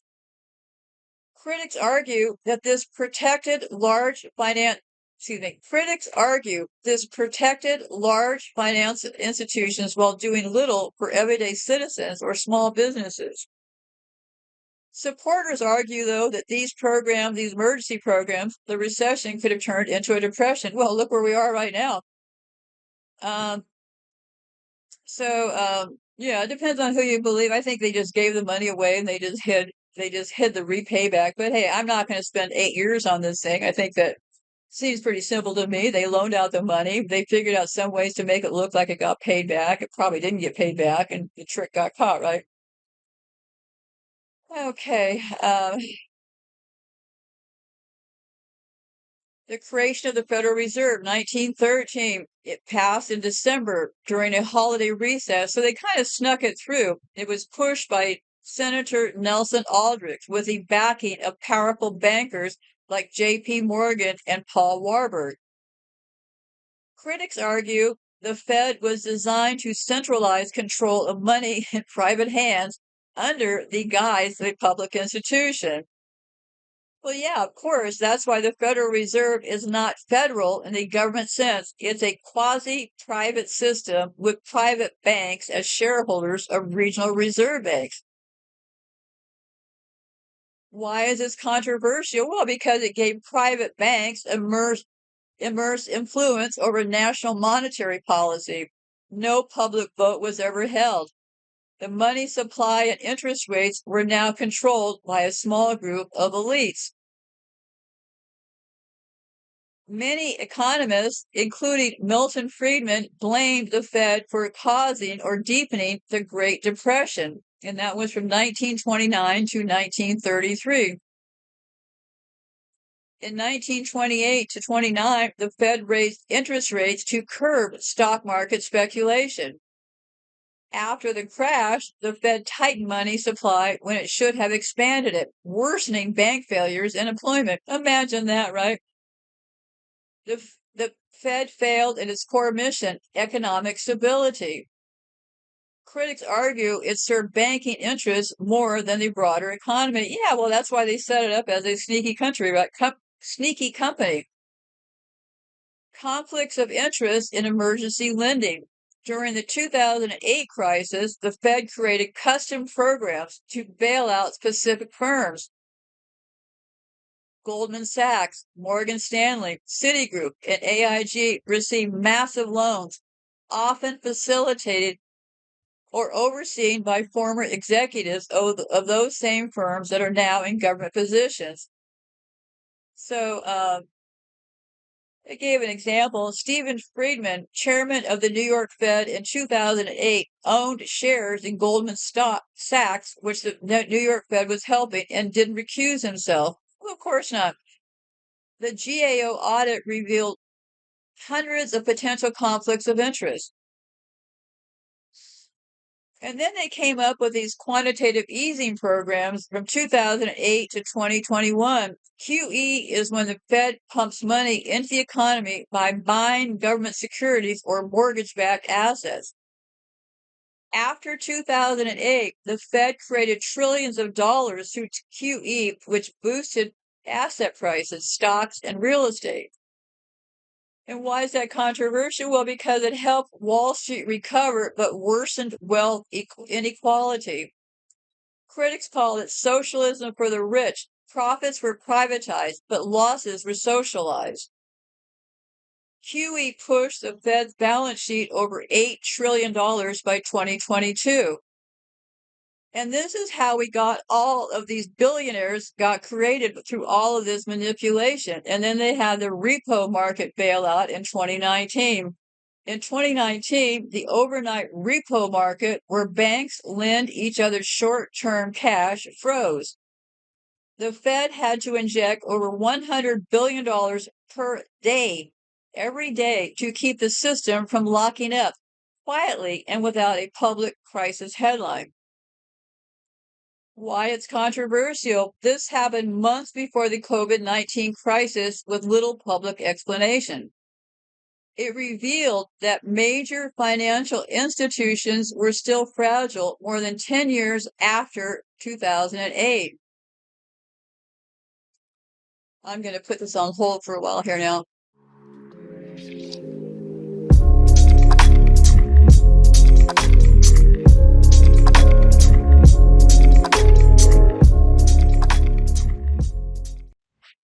Okay, I will continue on. I'm bringing up all these issues with the Fed because it leads us to where we are right now. All these tricks by the Fed pulled by giving all their insiders money at 0% interest allowed them to buy all the homes in this country. They bought up other country, they bought up other companies and all kinds of stuff. So I'll keep reading. There was another issue with insider trading by Fed officials, 2020 to 2021. Several senior Fed officials were caught trading security stocks and bonds while the Fed was buying the same assets. Whoops. Two regional presidents, Robert Kaplan and Eric Rosengren, reassigned in 2021 after public outcry. Chairman Jerome Powell faced criticism for slow response to obvious ethical violation. Whoops. Lack of full audit and transparency. Despite the 2011 audit, the Federal Reserve has never undergone a full independent audit of its books or decision-making processes. Well, that's because they're a private company. I've been saying for years, how do you know how much money is in circulation? These demons are the ones doing the money printing. They're the ones that control the printing press. And whenever they turn on that printing press, it gives themselves more money and it wipes out the rest of us in the poor and middle class sectors, right? Because the more they print money, the more is in circulation, the less of the value for the rest of us. So we are constantly taking mad and huge chunks out of our money every time they make these decisions that only benefits them. So they've never undergone a full independent audit of its books. I see that as kind of a major problem, right? Bills like Audit the Fed, backed by Ron Paul, have been introduced repeatedly in Congress, but always get blocked. Well, those people like Ron Paul and Bernie Sanders and Jeremy Corbyn, they are the biggest, most disgusting liars on the planet. They play like they're on the other side. They play like they're on the side of the little guy. Stop being distracted and tricked by these losers. So, summary of patterns. Private sector entanglement, revolving doors between big banks and the Fed, unaccountable monetary power. Fed decisions can move trillions without congressional oversight. Crisis management favors the elites, bailouts for the top, austerity for the rest of us. So, that was a $16 trillion that they claim that got repaid. I started looking at the repayment, but really, I mean, I'm kind of not feeling very well today, so I'm going to just keep moving along here. Well, the Fed does release list of counterparties after pressure from Congress and a FOIA lawsuit from Bloomberg. It did not always disclose the exact terms or collateral quality of each loan. Some toxic assets were taken over by special entities like Maiden Lane LLCs, and the true market value of those assets was disputed at the time. Many loans were issued at extremely low or zero interest. Critics argue that even if technically repaid, this was an unfair advantage that socialized risk and privatized reward. The GAO audit revealed over 100 instances of conflicts of interest. These undermine the legitimacy of the programs, even if loans may or may not have been repaid. The fact that so many institutions needed trillions in emergency liquidity, and if that was done without public knowledge at the time, it is seen as evidence of systemic failure in regulation and accountability. Gee, you think so? You can track this stuff or whatever you want. Just look under FRED. It's called FRED. That's the Federal Reserve Group. That's all I really had to say. Because essentially what they did was they just printed that $16 trillion into existence. And when they do that, like I said, wipes out the rest of us at the bottom. And of course, it's all legal because according to the Federal Reserve Act of 1930 and later amendments, it gave the Fed the power to expand or contract the money base. It gave it the power to lend to banks, brokerages, or even non-banking institutions in unusual and extended circumstances. It created swap lines with foreign central banks. The Fed essentially acts as a lender of last resort. So, I think we've said enough about the Feds for today. Right now, the U.S. is getting downgraded and all that stuff, but I don't really have the energy or interest in going to it. The reason this is all going to collapse is because criminals run the thing. I don't know how much clearer to make it.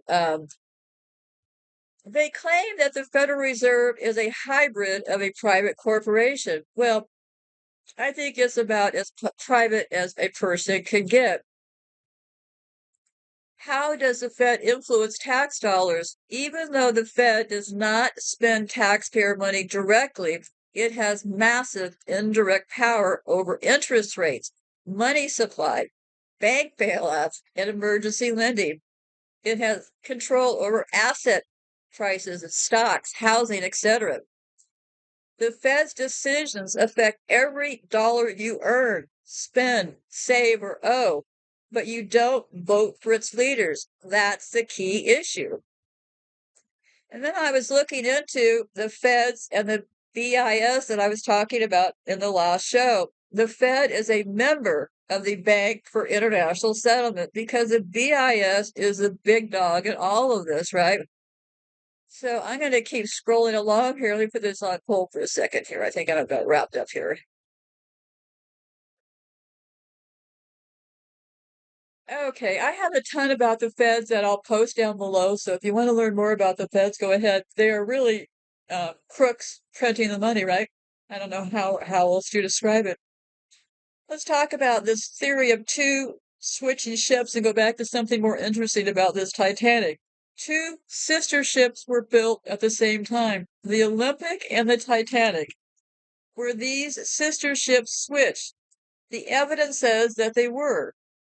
The Olympic had a bad track record in her younger days, running aground and colliding with the HMS Hawk. After this collision, the Olympic was brought back into dry dock for repairs to be carried out. This brought the Titanic and the Olympic together for the last time. Some people believe that this is what then happened. The Olympic was quite badly damaged. It would cost a lot to repair it, and it would delay the launching of the Titanic by months. So what could they do? They needed a reliable ship, and they needed it for 12 April 1912. Okay, I have everything you ever want to know about the Feds down below. It's basically a criminal operation, according to me. I mean, you can come to a different conclusion, certainly up to you, but to me, it appears that this is nothing but a criminal operation built on murder. And let's recap this Titanic business. The two sister ships were built at the same time, the Olympic and the Titanic. Were these ships switched? The evidence say that they were. The Olympic had a bad track record in her younger days, running aground and colliding with a boat called the HMS Hawk. After this collision, the Olympic was brought back into dry dock for repairs to be carried out. This brought both the Titanic and the Olympic together for the last time. Some people believe that this is what then happened. The Olympic was quite badly damaged. It would cost a lot to repair it, and it would delay the launching of the Titanic by months. So what could they do? The only thing I can figure out about all this is being driven by dates and times and all that. So they evidently set this date and then they were in a rush to meet it. So they claimed they needed a reliable ship and they needed it for 10 April 1912.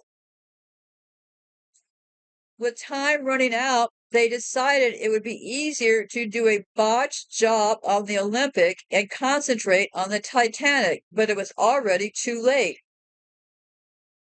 With days to go before sailing, the Titanic was not yet ready, and the Olympic was still sitting barely seaworthy in dock. It is here that the unthinkable happened. Bruce Ismay and J.P. Morgan realized that if the Titanic does not go to sea on April the 10th, they're going to have big money problems from passenger refunds, especially when the price of coal was at an all-time high due to the coal strikes. They told Captain Smith, the Jesuit, their plans. They would cancel all other White Star crossings for a week surrounding the Titanic sailing, so they would not have to pay for coal. Passengers affected by this would be offered a cheap ticket on the Titanic, so that White Star would make money on it. Captain Smith was paid handsomely for sinking the ship on the 5th day. Well, that 5 comes from Saturn and Satan, right? He was told that everyone would be safe, as they would make sure ships in the vicinity of the accident, and Smith agreed. So they made the switch. Meanwhile, the Olympics ship lifeboats were being offloaded and placed on the Titanic and vice versa. Any object with a Titanic name on were put onto the Olympic, and again, vice versa. Then, on April the 10th, the cheering crowds had a ship to sail on. The Titanic was ready to sail, but it was not the Titanic. It was, in fact, the Olympic dressed up as the Titanic. So the Olympic set sail for a 5-day cruise, and then she would be deliberately sunk so that White Star could claim insurance on the Titanic, when in fact it was the Olympic that had sunk. However, some objects were forgotten.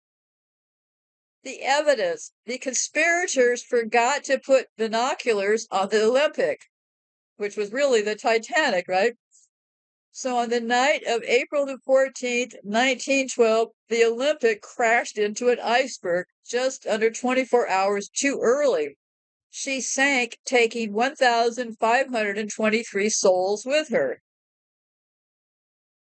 J.P. Morgan and White Star now had a problem. They could claim money on the Titanic, which was really the Olympic sinking, but they would have to pay the bereaved. Nonetheless, J.P. Morgan and White Star did make money out of the disaster, and the Titanic sailing, which was really the Olympic, served the company for 24 years without incident. So,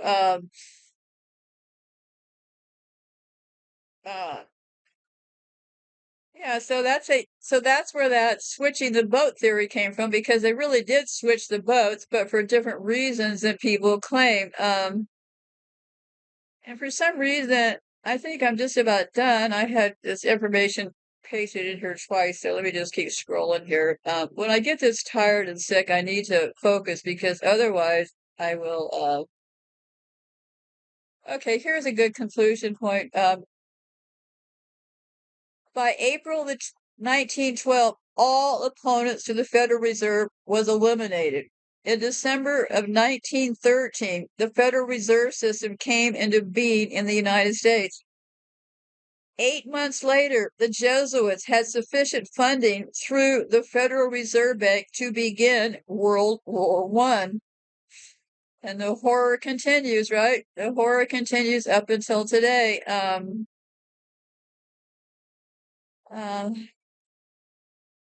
They will have a little bit more about the I'm gonna put this on hold for a second here. They will have more about the Titanic in the longer clip that will upload after this show is already uploaded. I encourage you to listen to that full clip. It's about 3 hours or so, but because the Jesuits, like, they went on board and took pictures. They're really, it's quite a story.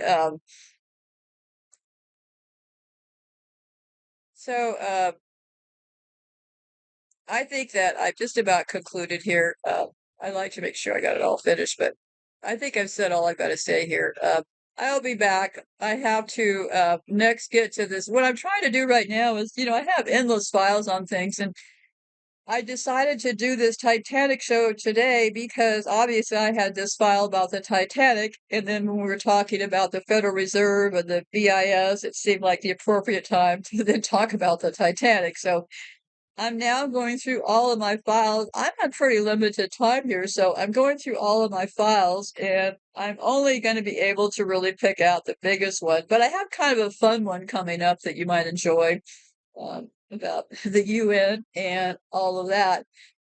And I've got a major piece I'm working on. I am trying to get all of my work updated. I'm trying to figure out where these movements of thousands of children have ended up. And I think I kind of know what the trick was that they used, and it's a pretty good one.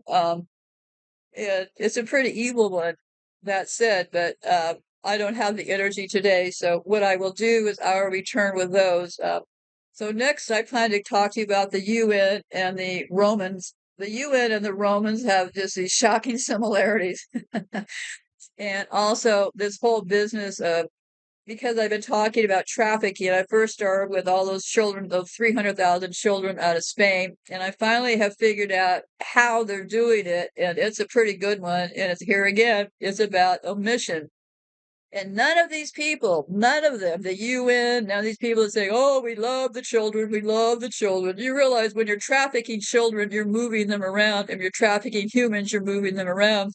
And they left off the most important thing that would ever help to save these poor people. So I'll be back later. Be safe out there, and goodbye.